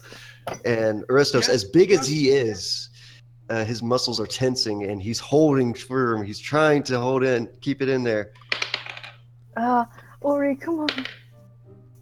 Come on. Come on. What happened? Ori, you can do it. Ori, Ori. As Orestes is straining to hold his ground, a barmaid just across from the table, at the table across from him, is bending over, pouring a pitcher and revealing a good bit of cleavage. And in that moment, his jaw drops, and Grudok slams this onto the ground, onto the table. It's like, That would be 50 gold, my dear. bastard! Eddie. Never challenge an orc to a strength contest, good man. Eddie I'll hold out counts my hand. 50 gold and hands Silver. it to you, Dark Horse. Restos looks to Helen. Sorry. Seems She- I'm still susceptible to charms. She looks at the barmaid and looks back at him. You're a weak man. He shrugs his shoulders with his hands upraised. What can you do? Sorry, I got balls, lady. All First right. it's dryads, now it's barmaids. Dark Grudok looks at Dark Horse like, you going to share some of that? Yes, I am. Here's 25 silver. He takes it and gives a wink to Ed Helen. Yeah. Well, at least we know at least I get to see he's strong. Well, where's Joran at? Aristos points up ahead while drinking in his tankard, while Grudok answers verbally. Wanted to read one of those books of his. Decided to take a room. Don't know where, but he's somewhere up there. Ed, Helen, would you mind filling them in while I go tell Jordan? Oh, yes. So there's this fighting pit thing, he says as he walks upstairs. Dark Horse, make an investigation check. Alright. I got a 12.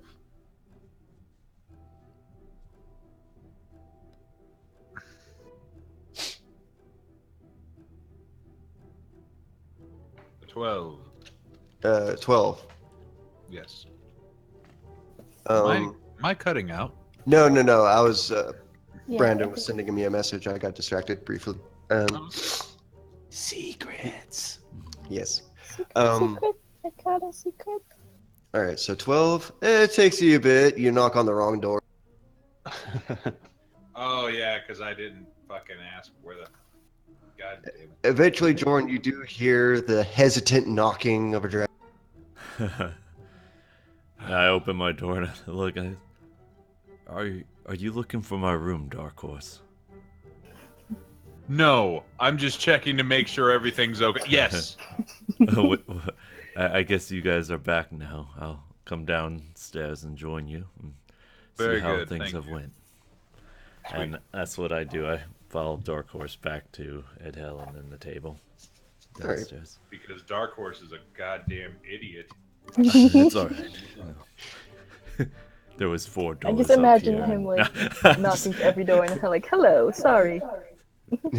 Oh, hello. Sorry. Oh, hello. Do Sorry. you have a moment to talk about our Lord and Savior Torm? Yeah. Yes.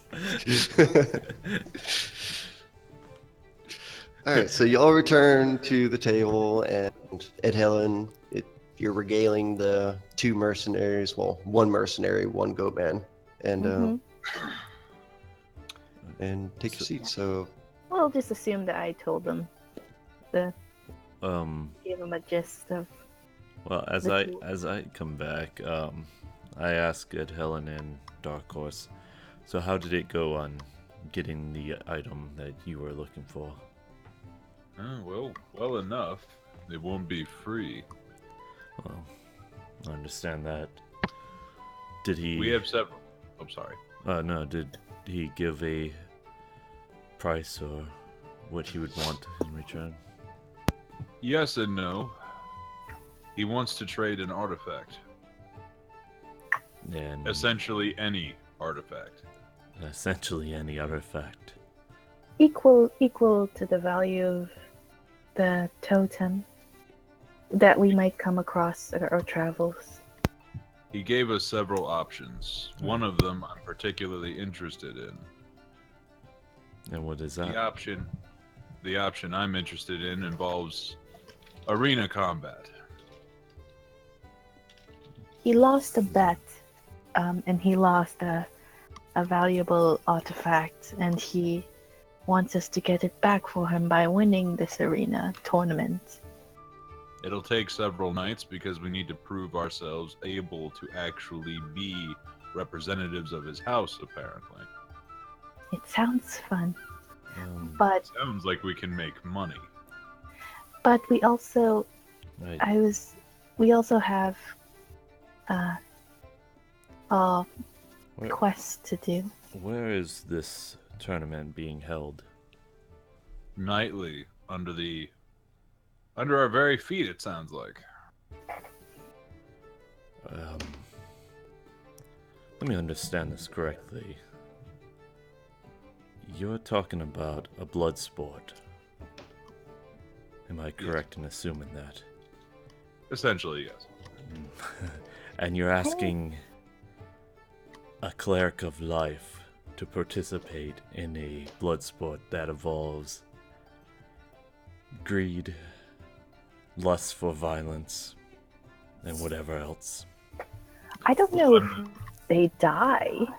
Oh well. I'm not asking you to do anything. I'm sorry. Let's back up here. Are we that naive in thinking that someone who goes to the trouble to make sure this is underground, and you don't think that the participants aren't dying I have 2 points to make. I don't actually know what an arena is.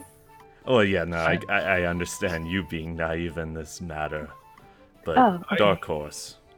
I have 2 points to make, real quick. One, Go I'm ahead. not suggesting that we do anything. I'm it's simply an option. recanting. Yes, it is. I it is an understand that. option. 2, Akin spent all of our gold, Joran. I We're understand. broke. We have nothing. And we need to make some type of money if we are going to travel. Or I was thinking that we could use that option as a backup. We could do our quest. We could look for artifacts, and That if is we also come an back, yes, and if we come back and none of them are pleasing, then we could try the arena. Well, And there's single combat the- as well. I was thinking perhaps I'll go if you're not comfortable. well, the answer for me is no. All right. I can give my advice all day long for what you would like, but honestly, it's your lives and your decisions on that. I have a Get vote. involved. Would you like, Dark Horse, you wanted to do it first. That's the thing that we do before we go on a quest. To be absolutely honest, I don't want to do this. I do not want to trade for this artifact. I simply want to continue what we were doing. Well, I wanted maybe to do it after, if it's use it as a last resort. I like that idea. Also, you're aware that an arena is when 2 people fight each other and one of them gets really hurt and one of them makes money and the other one doesn't, right? Well, now I do. Or, Okay. Or in this case, one of them dies while the other viciously attacks them. Ah, The kind of people that you would be asking to work for want to see blood. They're not interested in seeing a challenge like earlier when... Oh, I wasn't down there. Never mind, shut up. I was going to say arm wrestling, but I'm not down here.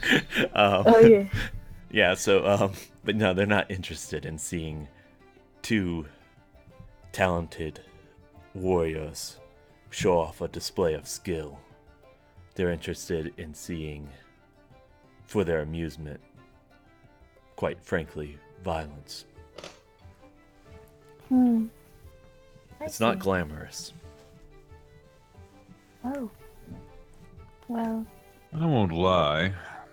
It would be nice to know how good I would do. Well, But- like I said, perhaps it's because of who I am that it doesn't sound appealing, but to each his own, I suppose. Well, then it's settled. I suppose we should keep traveling then. Where's Akin, speaking of being broke? I think. Where did He's he off go? fucking somewhere. He did tell you he was going to say goodbye to his tribe. Oh yeah, he Oh, told us. That's okay. certainly what he told me, yes. Yeah, I guess we don't listen to Akin enough. I don't know if he said it. It's really bad because he doesn't say a lot. you I know, right? But he should, like, when he talks, it's like, everyone listen, this might be important. And we're just like, that's cool, Akin. We're kind of assholes to Akin, I'm sorry. I thought it was just I me, didn't- but I guess it's a little bit of all of us. I know he said that, but I didn't know if he said it if like Ed Helen and Dark Horse heard it Yeah. because we were already leaving. I suppose he didn't clarify how long he'd be gone. We should go see if he can get some money back. I think. Well, I you- actually remember asking him about that, was- and he just kind of went, "Yeah," and then walked away. As he does. As he does. Yes. Let us all safely assume we're not going to see another penny of that money and just move. I agree. Maybe you should. I think you should keep it. I don't know what a penny is, but I'm sure we won't see another. A one. copper. Damn copper. it. Such little faith in the kobold. Well, I'm sorry. I'm not. No, your lack of faith is not ungrounded. Yeah. I was trying to think of how to word that. But he's Dark Horse takes a look at the money he has left. He says, "Well, I suppose it'd be as good a time as any. Thank you, voice box, to get some sleep. He knows where we are." I agree. Okay. Well, actually, what did we decide we were going to do in the morning? Even if Aachen shows up. I believe we're going to the War Torn. All right. Are you all right, Jordan? Oh yeah, I'm perfectly fine. It's a lot to think about. And also, did your source mention? I know you're looking for an item. Where about that would be? Oh, that's a good question. Give me a second, and I'll take a look over. I'm just asking to find out if it's anywhere near Naro. Well, give me 1 second, and out of character. Maybe they have a bunch of other artifacts too. 1 second.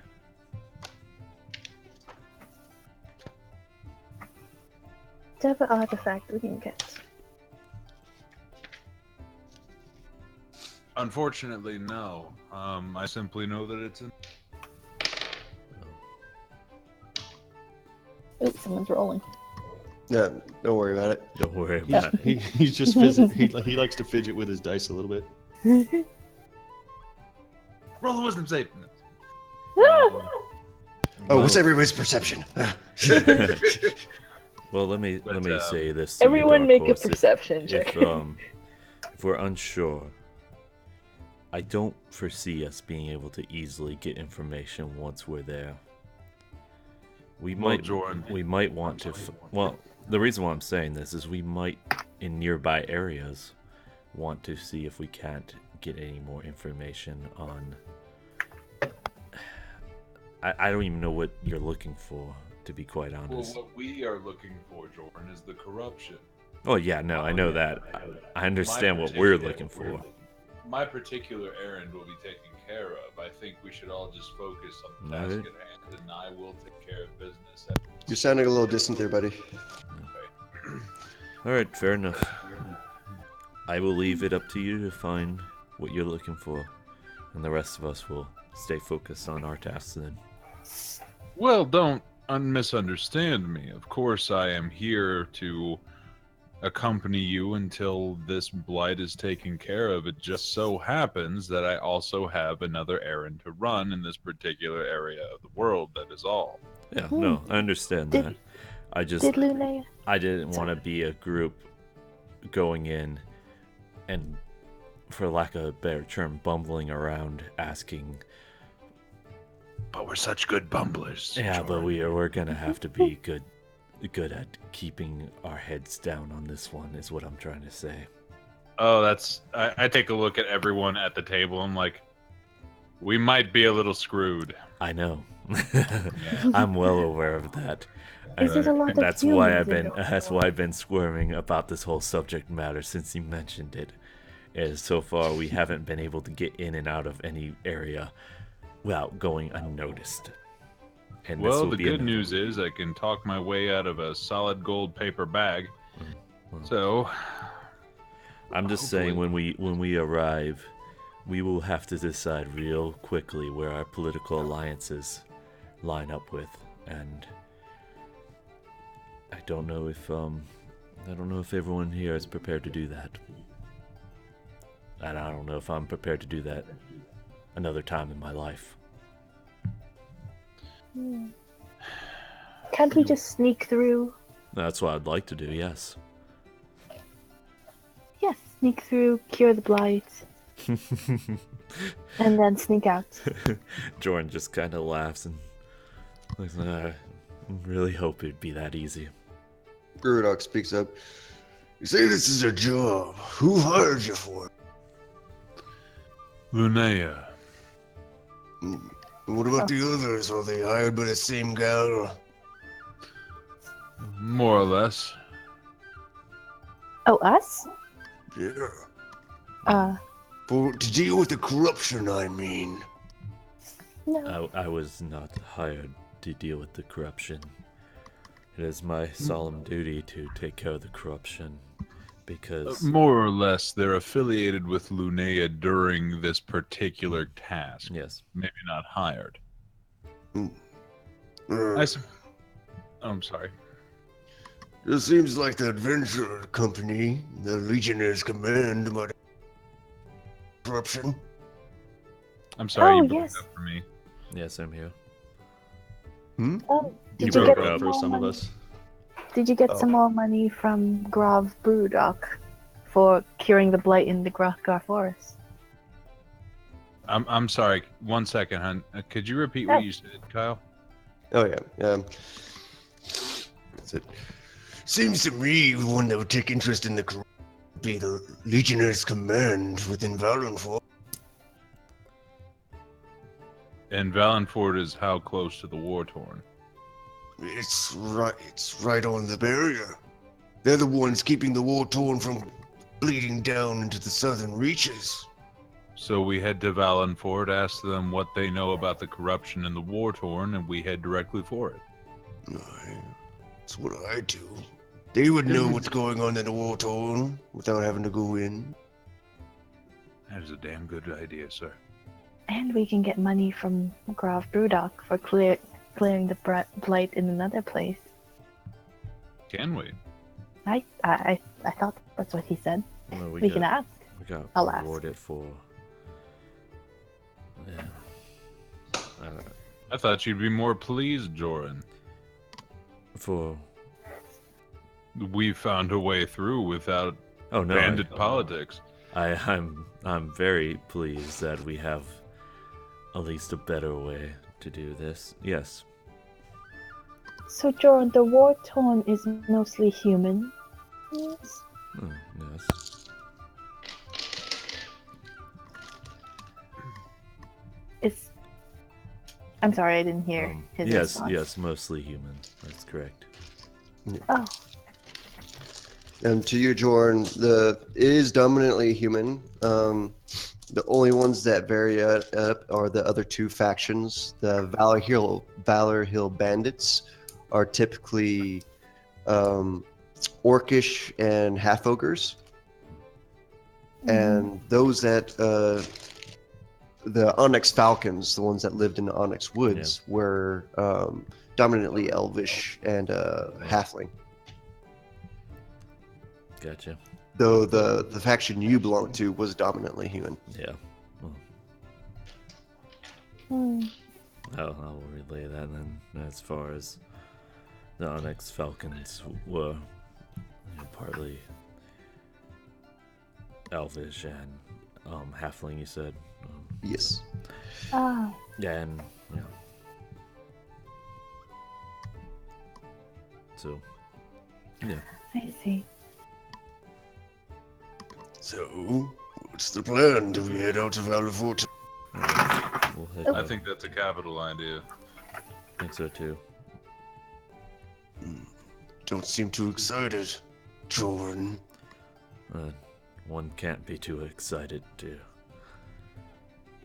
go someplace that I would rather not be. So yeah, I'm not too excited. I mean, I've done my business in the war torn. Now I'm going back because of the blight. Well, in and out. No need to linger. Even though I do love a good fight. Well, we'll definitely get one there if we're not careful.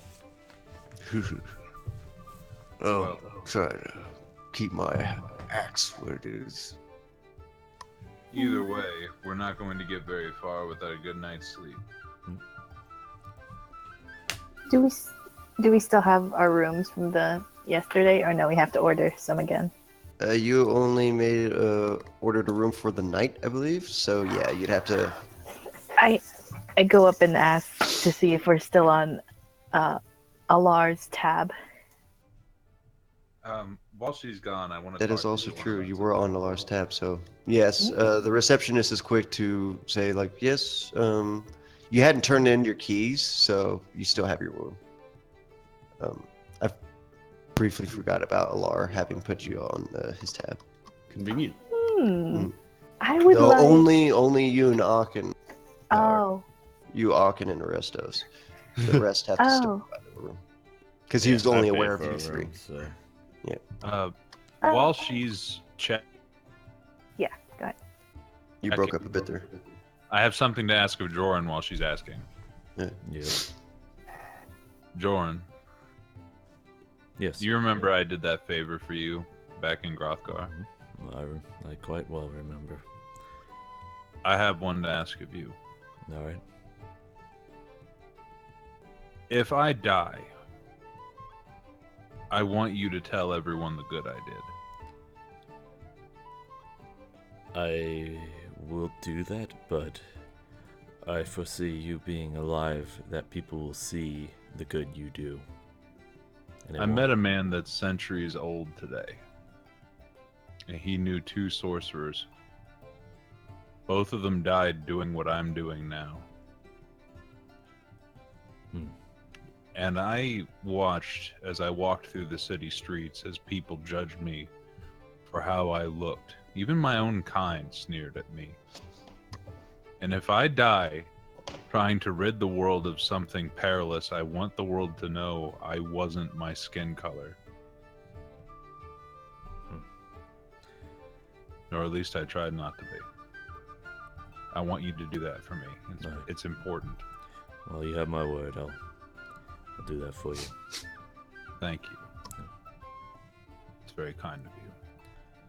Well, I hope you don't get the feeling you're gonna die, because I'm only painting the picture of where we're going bad to make sure everyone's cautious, because that's the first I'm thing. certainly not wanting to, if that's what you're No, asking. I'm saying this is in case I am if I'm making this sound bleaker than it is. I just want people to be prepared as we go on this next journey, because it's definitely going to be dangerous. My friend, the news I had today, you could be telling me we'd be traveling to the end of a rainbow, and I would still be asking this of you. Okay, fair enough. Enough of this. All right, then. So you retire for the evening? Yes. I do. Okay, so Dark Horse, you get your room. That will cost you 8 silver for your own room. Okay. 25 of which is my silver. I won that fair and square, thank you. That's true. Yeah. Because Arestos couldn't keep it in his pants. How come they're charging Dark Horse 8 silver? They only charged me 3. 3? No, I'm messing with him. Yeah. I want him to think it was a racist thing. Like, oh shit, did I mix it up? No, I'm messing with him. I'd totally be okay with that, really. As a player, anyway. Yeah. It costs more for a Dragonborn to stay. We burn the sheets after. I'll fucking kill you! Darkus has been the super calm dude this whole time, but then you say that, he's like, "You're fucking dead." You're dead. Some guy from the front comes back like, "Do you guys see that fucking thunderstorm out front? It's weird." God, well, I'm glad to know who I can bounce ideas off of. What was that, bud? It's good to know that. Oh, hold on. Okay, I'll just make sure I have my mic actually on. It's like, it's good to know that I actually have some ideas to bounce off if I make this world even more racist. Yeah, you just asked me. I'll give you plenty of racist things to do to Dark Horse. Thanks, buddy. Really appreciate you. All right, so what about Ed Hill and Jordan? What are you guys doing? Is Olivia around? You still don't see her. Oh. Okay. She's gonna... Well, I think she's just gonna go to read her book. Yes. Read the animal book. All right, so roll an intelligence check. Jordan, what are you doing? Since I read earlier, I'll probably just go to bed. All right. I mean, you can read a little bit more if you wanted. So There's a bad roll. I will There's- I will go to bed now, but I'll get up an hour early and read for an hour in the morning. all right. So go ahead and X out an hour. A 5 intelligence check? I got Did a you- 4. Plus Oh, 1. okay. Oh, +1. Okay. So last one you got elk, you got panther, and you got giant seahorse. Well, Mhm. now you get access to a giant badger. Ooh, a honey badger. Entirely Yeah. up to you. Uh, You can embrace the not gives a fuck all you want. I And imagine don't care. yeah, and reef shark. Ooh. That looks like. Oh, I almost forgot. I'll spend a good hour or so acquainting myself with the odd new rune on my staff. Go ahead and make an Arcana check. Okay. Where am I doing? Oh, there it is. 15 plus. You sound Arcana, I got kind of 15. far. Yeah, you sound like you're far away from your mic, man. That's because I leaned back for a second. Just give me a minute. Yeah, Hmm. I got 18. 18. All right. Not natural, it's total. You spend your time just inspecting the rune, and you experiment a little bit more by exerting some electrical energy.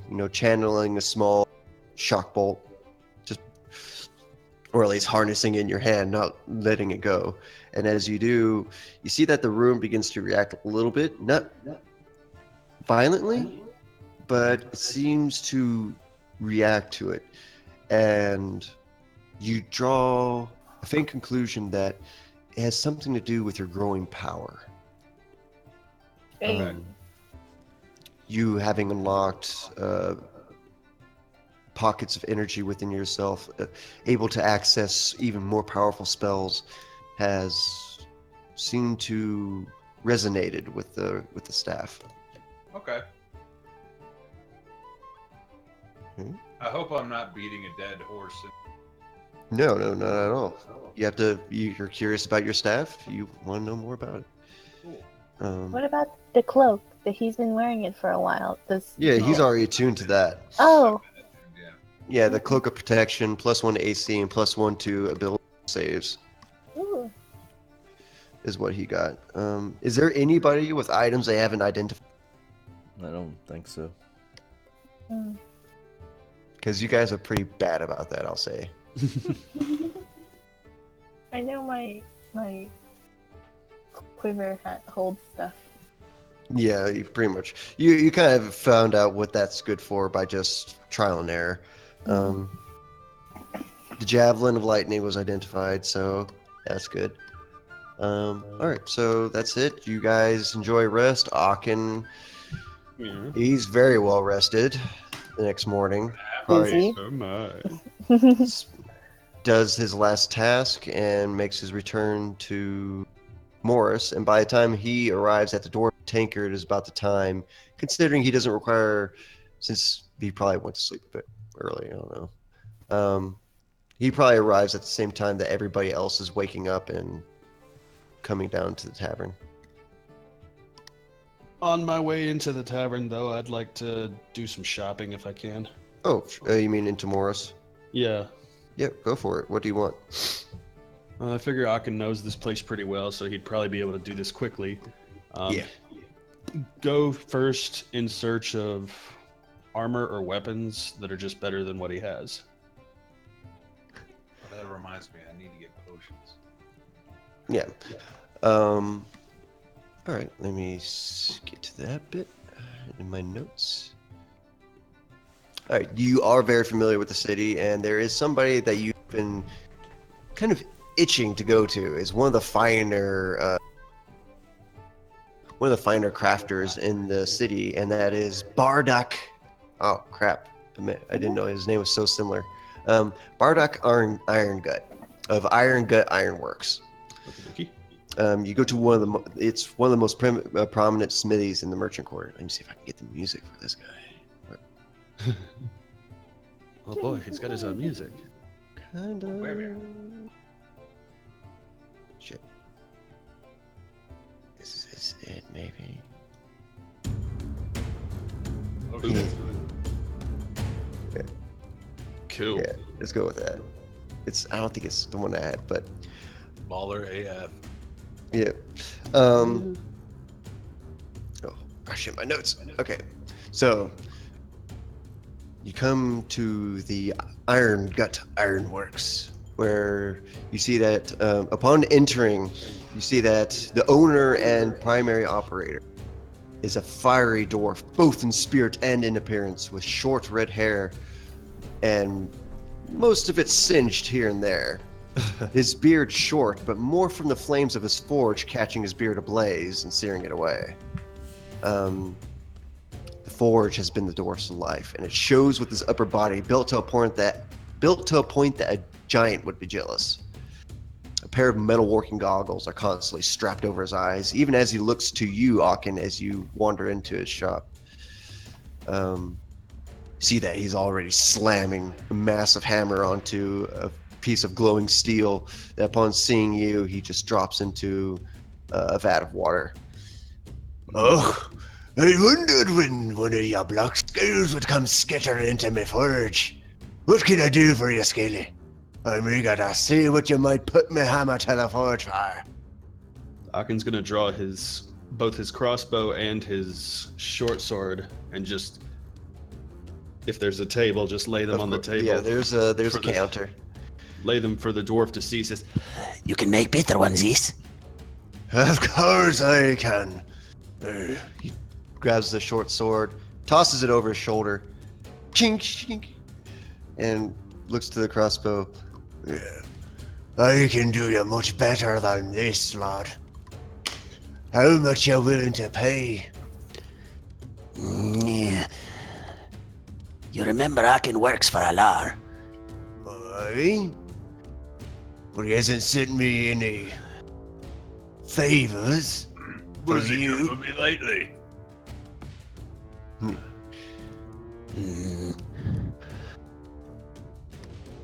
Akin will pay good, yes. Good money for good sword. Right. Well, I could do two things for you now. One, I could do today.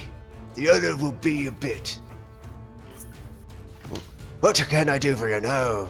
So I can make you a fine blade out of silver.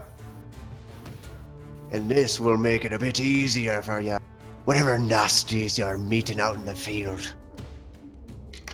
But I can get one of the few magic fellas here that I work with to make a bit of a fancy blade. That'll be more expensive, but the enchanting fella needs a bit of time to do his. You understand? How much time?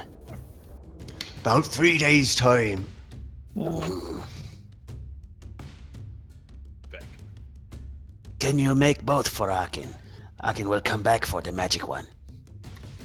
I can certainly do that. And I can also make deliveries if you know where you're going to be in 3 days' time. Ooh. You can send to Valenfort, yes? Of course, do business with him all the time. I helped outfit their barrier knights. And with that, gives a moment, tallies it up. Now, I'm not going to take all your gold until you get the finished product. So I'll only charge half for the second piece. The first will come to, he thinks, under 25 gold for a silvered weapon. 25? 125. You can do 75 maybe. Make a persuasion check. Let's see.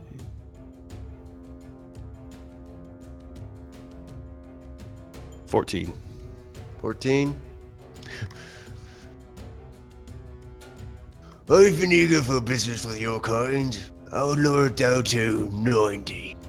How about that? 80 perhaps? Make another persuasion check. Ooh, 18. Fine, we've settled on 80 for the silvered weapon. Now. Quick question: How much silver comes to 80? 800 silver. Okay.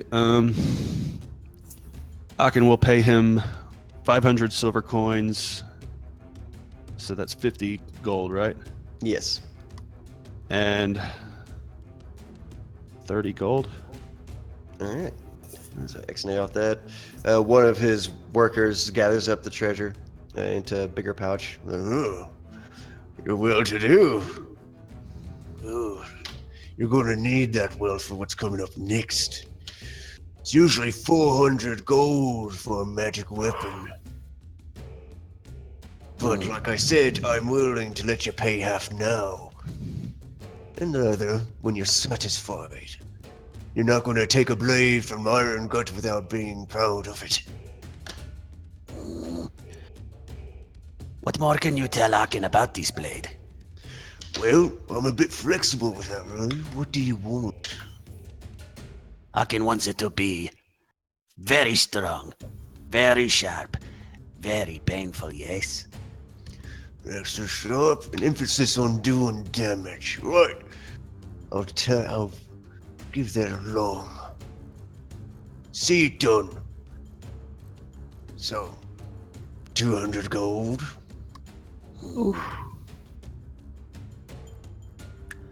He goes ahead and digs the 200 gold out of his backpack, and before handing it over, he says, You promise good product, of course. Of course, if you come to me with a complaint, I'll see the sorcerer throttled for his failure. Okay, Akin pays. He takes the 200 gold quite happily. Alright. I'll devote myself to that silvered sword today. Come back in a few hours. I'll have it done. Yes. Anything fancy you won't do with this blade? Like looks. Do you want a short sword, scimitar? Short sword, yes, good for stabbing. No, wait. Scimitar, yes. Right. Got a design in my head just for you, Scaly. Head on out. Skitter back in a few hours. Good, yes. And with that, he bids farewell, and he immediately begins heading. okay. All right. So, Where you heading now? go to. Oh crap! Can I go back in actually? He just skitter right on back. Hold on. So, Akin forgot one thing. All right. Gotta get the music back on again. What is it? You see as he's turning from his forge. Akin digs into his backpack again and pulls out the 10 harvester steel claws tied up in a bundle and just lays them on the table. What do you think you can do with these? Sets his hammer down, puts the metal once more into the vat of oil, approaches it, inspects the harvester claws. Ooh. Interesting metal. It's not silver, but it's strong. I could find a few interesting uses. Listen, for your patronage, I'll take this on free of charge. I'll find something to do with this. Akin likes the sound of that, yes. Thanks for your patronage, Scaly. I'll see you in a bit. And he turns and heads back out. All right. And now where are you going? I'm gonna visit a armorer, just a a place that would have, light armor. All right. Real quick, I'm going to ask what else everyone is doing at this moment at the tavern. Like, if you want to do any business of your own, you can. If we're still on Alar's tab, I'm gonna ask for like rations. You get rations up to 5 days, Yes. like Nice. dried, well-preserved meat, salted Meat. pork, and For our group, like whole. Yes. Awesome. At some point during the night, I remember that I need to get potions. mhm. I'm going to go get some potions right quickly. I'm gonna talk to Joran if he's around, but Okay. that could be done later. All right, yeah. Let's just get this shopping out of the way real quick. Shopping. Shopping. Shopping. Let's get some different music. That's specifically some Iron Gut music. Did you get shot potions from my people? Did you get 3 potions of greater healing from Olisel, or is that just I me? got 2, but we had to use them. Oh, Yeah. did you guys? Okay. Yeah. So we'll go ahead and get Dark Horse out of the way real quick. Make a charisma check. Sweet. Good at those. You should be. You should be. Just a straight charisma, no persuasion. Yeah, just charisma. Oh, This is you just basically casually asking around for a shop. got a 22. You find you're easily directed, like despite originally being put off. So like the humanoids don't seem to regard your scaled manner as bad. A kindly human woman, without even flinching, looks to you and directs you to I have it right here, to Salus Sorceries. He is the only really renowned magic shop in the city. Oh, sweet. Upon following the directions, which through this small labyrinth of a city, you finally managed to come across a rather quaint emporium. Upon entering, you notice that the shop is rather neat. It's organized with bookshelves in one corner of the shop, shelves of potions in another corner, behind a separate behind a separate counter, where a younger blonde-haired human lad seems to be sitting behind, casually reading a book. Salus himself, a very refined-looking human fellow, is standing behind a counter directly across from the entrance, where you see that some magic items are on display. Oh, very nice. I'll approach the counter. It's like, greetings. Good evening, my good man. How are you this evening? I'm doing quite well, sir. How are you? Well, I'm doing just fine, though I find myself low on a few supplies. I thought perhaps you could help me. Oh, certainly. I can aid you in anything of the persuasion. Sweet deal, sir. Thank you, thank you. First and foremost, I do need potions, but I've been making a habit of asking a particular question in the mystical emporiums I travel to. Oh, not many to be found here, I'm afraid. Perhaps the only one worth visiting. No, well, don't suppose you've come across in your business dealings anything that might assist with the sorcerer's spellcasting? He contemplates. Actually, where did I put that?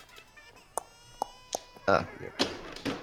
Actually, Come on. wrote down the items that I conjured. Trying to find the book I wrote it in. I'm crossing my fingers so hard I think I broke one. Ouch. Don't do that. You need that finger to roll dice. Fair enough. Okay. And other stuff. And other stuff. Yeah. It And was to on my push left hand, buttons. don't worry about it. Okay. Alright. Well, when it comes to items, he's like, well, can't really speak for the sorcerer, but the items that I do have currently available for trade, I have a cloak of manta ray, which could be quite useful, I think. I do have spell scrolls available that could aid you in your spellcasting. Though they only cast spells that they are already inscribed upon. It's not much for spell casting, but if you've a reliable steed, I also have some horseshoes that enhance their speed. Is that so? Yes. I Well, also have. unfortunately. Yeah, Go ahead. I've, I do not know how you fight. I see you wear staff. You use staff, but if you have any use for magical ammunition, we also do that here as well. Well, for the sake of brevity and shopping, I am an elemental sorcerer. I specialize in lightning-based magics. In fact, I'm known to create some of my own. You Oh, don't happen to have anything that might assist me in that particular area, would you? sadly not. You're actually one of the few devoted spellcasters that have pervaded me. Most that come here are soldiers looking for an edge in battle. Yes, I'm woefully aware of the state of the mystical affairs of this land. Hmm. Very well, I still have business for you. I need potions of healing. I can certainly provide. We have basic potions of healing by my lad there. But I personally also have access to potions of greater healing. And how much would you charge me for a few potions of greater healing? A few potions of greater healing. Well, the unique quality of my current emporium is that we do not only sell, but we also trade. Hmm. Normally, a potion of greater healing goes for 250 gold. Crap. Oof. Give me a moment. I'm willing to negotiate, especially with a man of magic. It's very rare and an esteemed honor. I myself am only a humble alchemist. Well, let me think. Crap, I gave all my scrolls to... Jordan. Would you trade me two for a scroll of sending? A scroll ascending. Can't say I'm familiar. May I see? Absolutely. I'll hand him one. How it works is you think of the person that you want to send a message to. You write it down on the paper, and you can tear off individual pieces of the paper to send smaller messages. And then once you're done writing it, let go, and it will float up and teleport itself to the person you wish to communicate with. One way. Oh, this is rather fascinating. I haven't seen this design before. Yes, my friend Lunea gave it to me. Luneda. Oh, that wee lass that lives up in Valenfort, Port Deer, The very one. trying to sell trinkets to clerics. Oh, that's a shame. But this is very interesting design. I wouldn't mind accepting this. I could certainly trade a potion of greater healing for these, How about- especially if they are so useful. And you said you can tear off a small bit and only make a small message. Yes, you can. I have tested that myself. That is very good. I will trade you this scroll for two. Make a persuasion check. Come on, red dice, don't fail me now. Come on. 16 plus persuasion. That's 3 plus my charisma. That's 23. Ooh. 23. That is very hard bargain. How about the scroll of sending and 50 gold? Deal. And then he smiles and he brings out two large vials of the greater potions of healing, slams them down, and accepts a scroll and the gold. 50 gold. Lord, I'm not going to be the benefactor of the group much longer. And I will thank the man heartily for his business and inform him that next time I am in town, I will stop by his shop personally. And I hope he puts this scroll to good use. Yes, and I'll be sure to. Every week I manage to find myself displaying new items for. I make no promises, as items that empower us. A sorcerer would most likely be very, very, very rare and precious, but I'll see what I can do. Thank you very much, sir. And if you need me, now you have a way to reach me. I do believe I need to know a name at least, yes? My name is Dark Horse, sir. Dark Horse the Sorcerer. Oh, very nice. Salis is my name. Pleasure to meet you, and have a wonderful evening. To you as well. And now I shall go to sleep with my brand new protein degrader cube.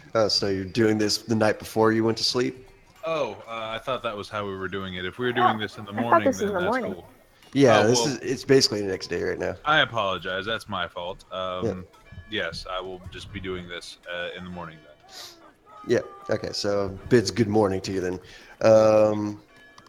Then we go back to Akin. You wanted to go to an armorer. Yes.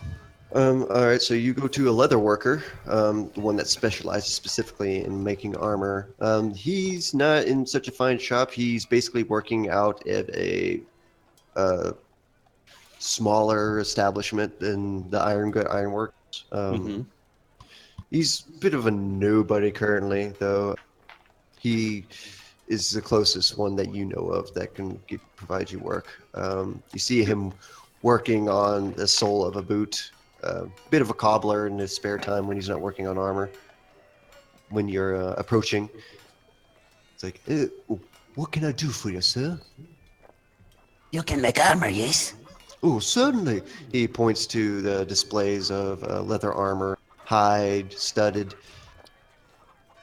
Akin takes a look at these and then sort of waves a hand as if to display his own armor, which he's wearing. It's by now has likely suffered a lot of damage from. Sure has. It's got gaping holes here and there. Yeah. Akin needs new armor. Hopefully better armor, yes? Oh, certainly. I'm surprised it's lived as long as it has. Ugh. What are you interested in? Something I can size. And very good, very flexible. Well, luckily, you seem to be the size of a halfling. Shouldn't be too easy to customize. Let's see what I have accessible to you.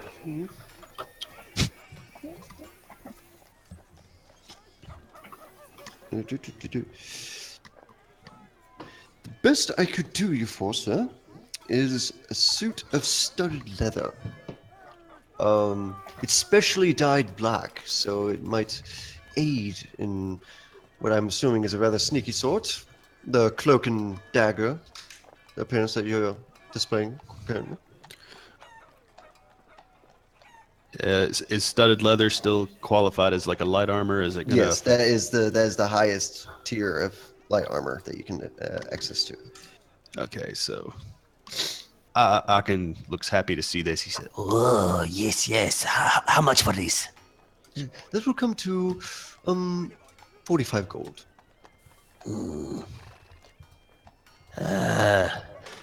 You think perhaps you can salvage some of Akin's old armor? Well, make persuasion check. Got 11 that time. He looks over the armor and, as fine as it might have once been, sir, it doesn't look quite worth it. I'm sorry to say. I could make some leather straps out of it. That's about all I could do, but to be fair, I'd almost charge you for the fee. Yeah. You would not cut down the price if Akin gave you the old armor? Make another persuasion check. Ooh, got even lower that time. 7. Sadly not, sir. I'm very proud of my work, and I do believe I'm worth the payment. I am actually lowering the price. Normally I would charge 55 gold for this due to the specialty dye job that I've committed to it, but I understand that you're very much in need. It's very rare that I get to serve as one of the black scales. Yes, Akin is very important black scale. You know Akin, yes? You're one of the few kobolds that enter the city. It's very rare not to hear of you. Though someone under Lord Allah's employ must certainly have the gold. Akin nods his head quickly, but he says, Yes, but you understand. If you give Akin even better deal, Akin can tell Alar you are a very good leather worker. And perhaps you get more business, yes? Ooh. Okay, make a persuasion check with advantage. Yay! Advantage. Yay. Don't mess it up. First roll was 7. Oh God. Ooh. Ooh, second one was 16. Plus your persuasion. Plus my Yeah. 16. My persuasion is actually really low. Your charisma. Okay. Yeah. Got +0 on that. It's a +1. Okay, so you'd add that +1 at least. That's to why the I persuasion said check. 6. Yeah, I said 16. Oh, okay. So it was a 15. Yes. Okay, just want to make sure. He actually contemplates for a moment. You'd promised to speak of me to Lord Alar. Yes, Akin will tell him good things about you. Perhaps even suggest you die. Oh, Wait, that he dies? The dye, he's referring, of course, to the dye job on the armor, but the way he said it might not have sounded so good. coming from a man renowned as an assassin, his eyes widen. Oh, please, don't. No, Akin mean good type job. Yes. Oh, he relaxes. Perhaps I should have gone with intimidation instead. Whoa! um, okay. Well, if you speak of me in regards to my trade in favorable manner, I would lower this price to 30 gold. Ah, yes, Akin likes that price. All right. Oh, phew. Thank you for correcting yourself. You made me. Oh, I think I might have to go to a healer for that. So yes, I'll give you. You can keep your old armor. I really don't want it. And he goes into the back of his shop to obtain the halfling size suit of armor, and Studded. How much With, of a bonus does it give? I'm looking at the Orc Pub creator, and it only gives me a +1. But yeah, because studded leather is 12 plus your dexterity modifier. So that's just one AC more than my leather, but that puts me at a total of 16. So Yep. I think that's almost as good as like Joran with his shield, isn't it? Or is What's Joran that? at 18? It's 18 with shield. Right. So Still, that's you're up pretty to good. 16. Yeah. So Yeah, 16. He brings right? out he brings out a small chest that's easy for you to carry and hands it over to you. It weighs about 13 pounds. Uh-huh. Yeah, and that is for you to carry. It with the armor inside? Yes. You open it up, you see that folded neatly, or not so much folded, since that's rather difficult with leather. It's laid out within the chest. Akin will take the leather and just kind of scoop it up into his hands so that the shopkeeper can keep his chest. Oh, very considerate of you, thank you. And he takes the chest back. Is that it for your shopping? Yes, I believe Akin will. If the shop has a place to change, he'll just go ahead and change right there. And It does have a changing room, which is basically just a, what you call it? Those, like, a little booth. not so much a guess. booth, it's just those dividers. Yeah. Okay. I forget what those are called. Oh, like Stalls. No. they're like separators or something. Well, Yeah. he changes and then he just Yeah. heads Yeah. over to the A tavern. screen behind a screen, basically. That's Yeah. what it is. Okay. I messed it up. Sorry. I What's it? Now I need to open the Roll20 app again. Oh, whoops. Well, we're not Yeah, fighting we're not or doing anything. anything. Oh, Yeah. I know, but it has the music. I accidentally closed my internet browser. I'm an idiot.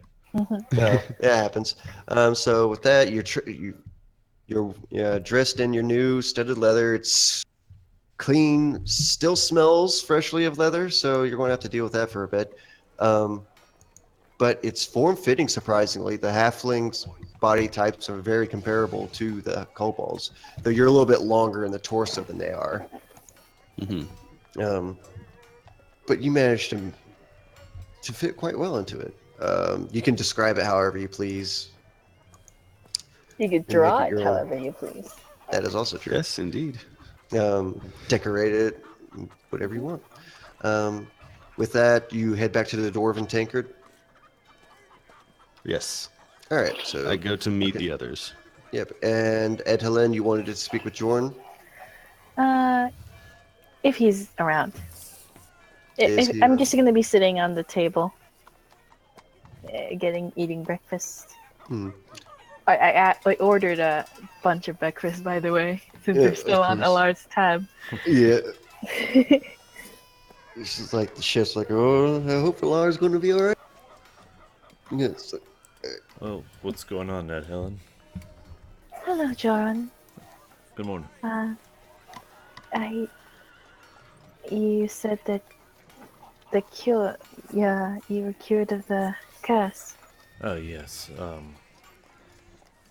I am cured from that. I actually learned how to remove the curse myself. Wow. Back in Valenford, I learned from Cathra Brudak. She taught me how to do this and actually gave me a codex of curses that I could read over to learn more. But it did remove it, and I no longer have to worry about dying, so that's a good thing. I never got to apologize to you about that. Well, I I know you didn't mean for it to happen. I know that things are complicated, and I know you probably made the best you could with what you had.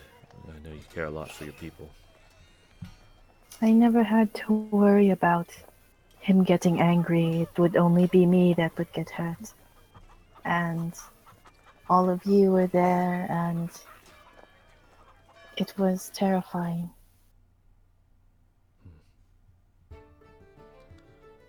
And I'm sorry. No, I thank you for apologizing. I know you had to do what you had to do, and I know you care about the group too. So, I mean, just one of the consequences of dealing with somewhat of a madman. Yes. Well, I was talking to Arkan and Dark Horse, and I wanted to ask you, do you trust me? Or do you have any questions about me or my alignment? I know you've had to do what you had to do. There's no doubt in my mind about that. I think you also don't take any offense to this, but knowing so little about the outside world, I take that you are a little naive towards people and their motivations. Up until a point, I'm sure the only people you've had to deal with have been family members and close friends. Your village seemed very, almost quaint in how they dealt with each other. What you have found from the outside world probably hasn't been too bad, being that you've only been to Valenford and now here. I will say that there is a lot more evil out there than just Akelin. Don't let that change the way you feel about the rest of us that aren't your kind. I want to say that right now because there are a lot of good and caring people, especially where we're going to go next, because you might have a more negative outlook upon where I come from. Well, if a land the war torn has managed to bring someone like you into this world, then I don't suppose it's that bad. It is of no thanks to what I've had to deal with as a young man that I am the way I am. I was saved and I was pulled out of that darkness. So, I'm a different person. Before I was a soldier, and I was, I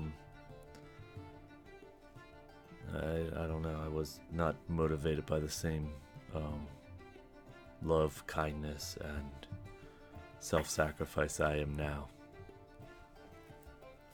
I did what I had to do. All of us did.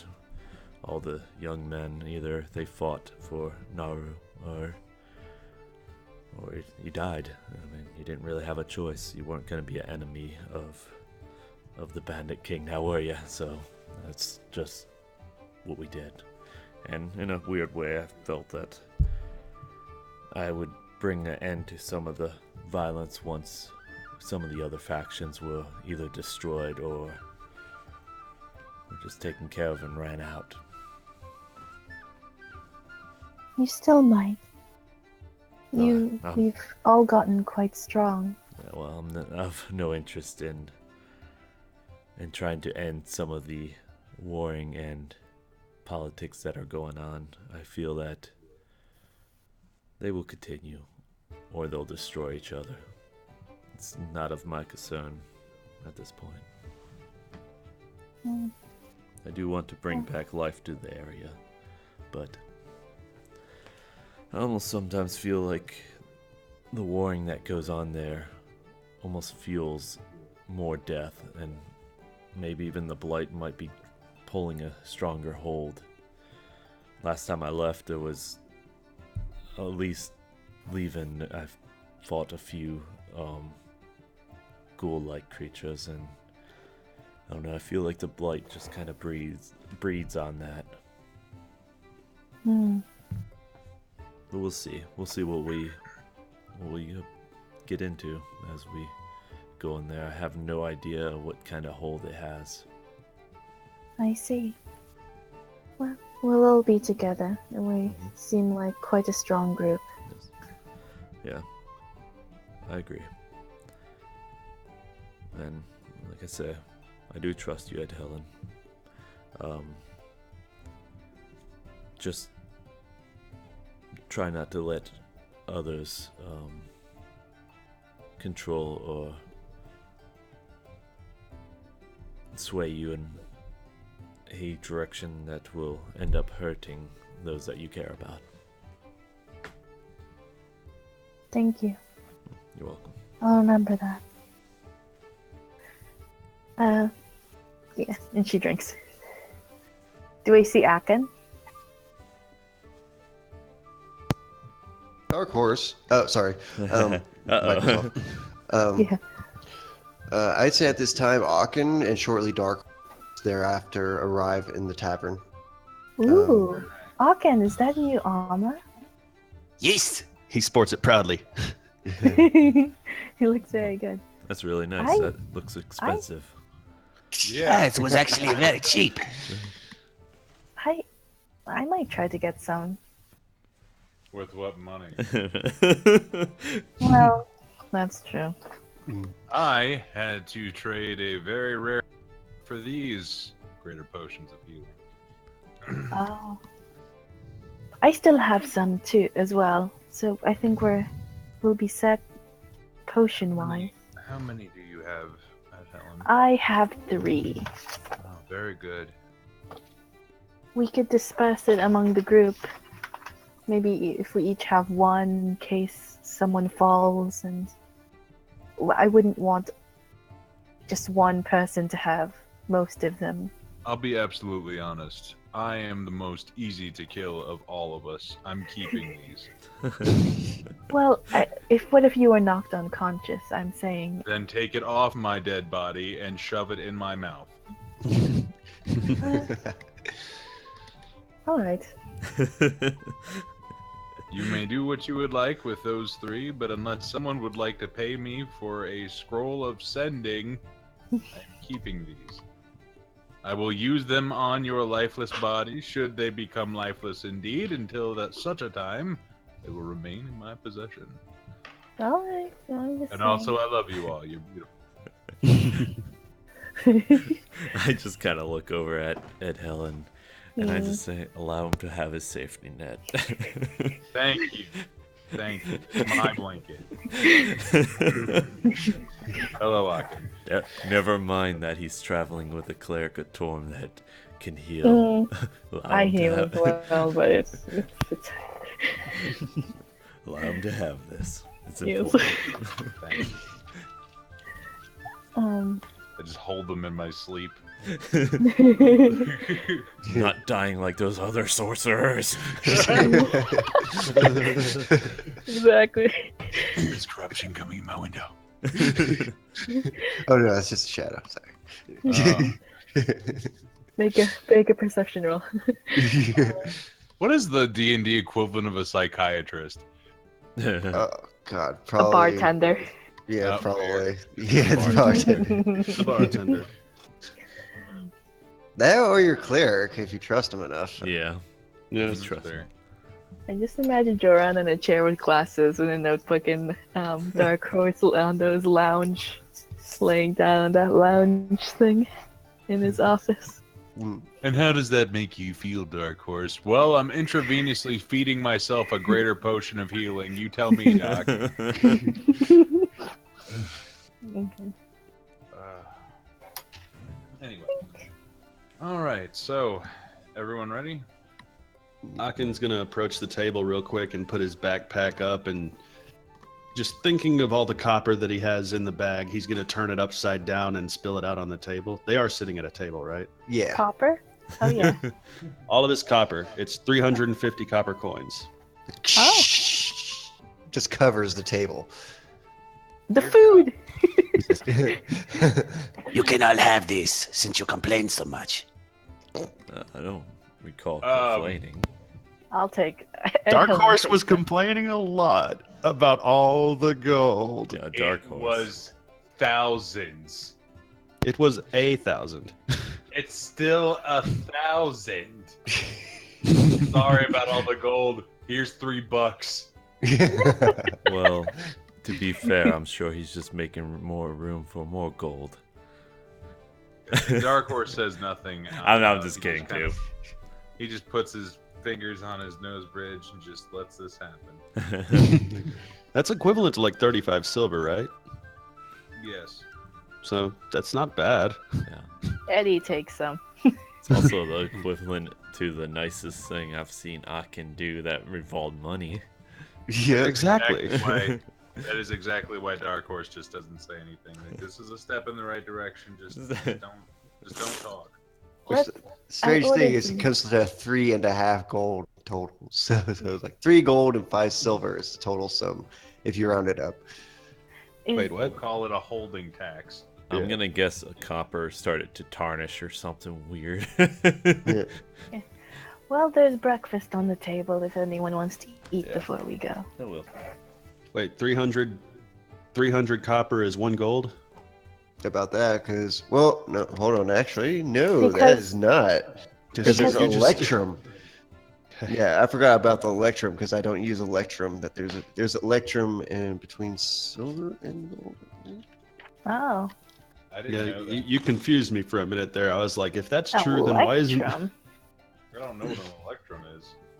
I Yeah, never- it's rarely used because it's kind of like it's the redheaded stepchild of the gold currencies. Mm.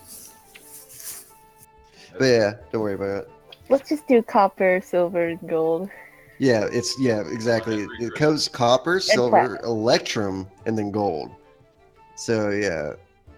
And platinum, but we haven't seen platinum. Well, yet. 100 copper does equal a gold. Mm. Okay, then, So- yeah, 350 copper. That's 3 gold and... And then 3 gold and 5 silver.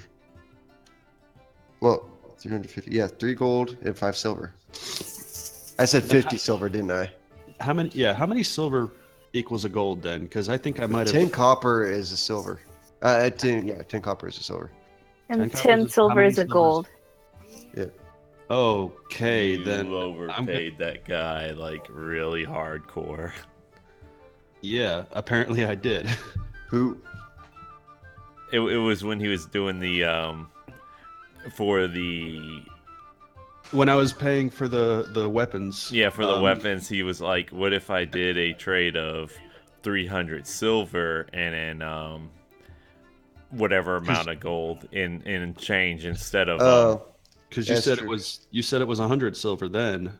Yeah, that was my bad. Then subtract, then let's fix that real quick. Then it'd be 30 silver. Then subtract 30 silver instead of 300. My bad. That was my fault. No, it was 500. It was 500 silver, and it was 30 gold that I had given him. how much was the original price in gold though? It was 100. It was 80. It was 80 gold originally that he wanted, and you paid him 30. We bumped it to 90, I believe. It's 90 No, we gold. bumped it to 80. 80. I remember that because the difference was he paid 30 gold, and he did like for silver it was 500 silver. Yes. So instead of 500 silver, It would have been and instead of 30 gold, let's say I gave him. Well, if we're Well, actually, I think that that's works. still- That math that works. does work because that would still be 50 gold. Yeah. Yeah. If that you're math rounding, works. if you're going up, you take away a zero. So Yeah. 500 silver is 50 gold. Yeah, that actually did work. Oh, okay, no. So yeah. that does work. Yeah. So It just my on this- math is right. No, I We know got it this. was this scenario because This this got one was confusing. different. I just assumed the last time it was different. So yeah, Yeah. now that Yeah, works. never mind. Yeah, it's just the copper being, it's throwing off. Currencies. Yeah. So Yeah, if he was asking for 500 gold, you overpaid. Or Akin gave underpaid, all of his copper to whatever. the group. Hmm. It's the nicest thing he's done for him so far. It's the only nice thing he's done for him so far. I don't know. In battle, you've done nice things. Yeah. Sort of. Yeah, well, Sort of. I don't know. Sort of. so after that, what are you guys doing? Whoa. Well, I mean, I guess we'll travel out, but when did you guys want to come to a stopping point? I was actually going to stop shortly ahead. Okay. So Akin within like the wants next to 15. Wait for his sword to be finished. Oh, that is true. Several Several hours. Yeah. 3 So hours. yeah. So in that case, then maybe we'll pause here. Okay. So since he does have to wait for his sword, and it's going to be a bit, and unless I can speed it up. Yeah. Let's say that by the time, like, you guys diddle around for 3 hours, you peruse the shops, converse, plan, supply yourselves, and after several hours waiting, Akin, you go and you find the Iron Gut has your scimitar ready, and it is a gleaming silver, brilliant blade, fitted for your size, with elegant dwarven runes inscribed along the side of the blade. And he tells you what it translates to. It translates to silver scale. I Along can the raise side. this. Yeah. It is a silvered weapon, so Mhm. keep that in mind. The silvered weapon means that it works. Those that are resistant to non-magical attacks are typically vulnerable to silver. So, All right. so keep that in mind. Other than that, it is your basic scimitar. We already looked that over with your sheet, so you're good to go on that grad. And he's promised that in 3 days' time he'll have this for you, and he'll have something good for you. Righto. Sweet. Then Akin is ready to go. Yeah. So you still have the 3 horses that Jorn, Dark Horse, and Grudok had. Ed Hallen is wandering out with Akin. Orestos and Grudok are in tow. Another Ed- armor sword. Yeah, Ed Helen, I take it you're going into horse form. Yes. Yeah, because you're all taking your leave of Morris now, and you're heading back north up the highway to Valenfort. Okay. It's at this point, it's just about to hit midday. Belly's full of the dwarven tankards, finely made meals, and several hours into your ride, you begin passing the western mountain range that eventually joins itself to the Val Divide to Grothgar, though not for some time. Hmm. You're alone on the highway, save for your companions. Hmm. What's everybody's passive perception? 15. 16. 15. You all see a trio of shadows across the grasslands, and they darken the sky. All of you, Matt, take notice of this, and as you look, you see 3 large winged creatures begin descending upon you, and in that moment, you hear a Oh. loud screech, Oh shit. Oh, fuck. and that's where we'll pause it for the night. Cool. Ah! Cliffhanger. Cliffhanger! Sweet. The baddest of Grinding. cliffhangers. Hanging from a cliff. Yeah, that's kind of what I was leading up towards. No, I understand that. Right on.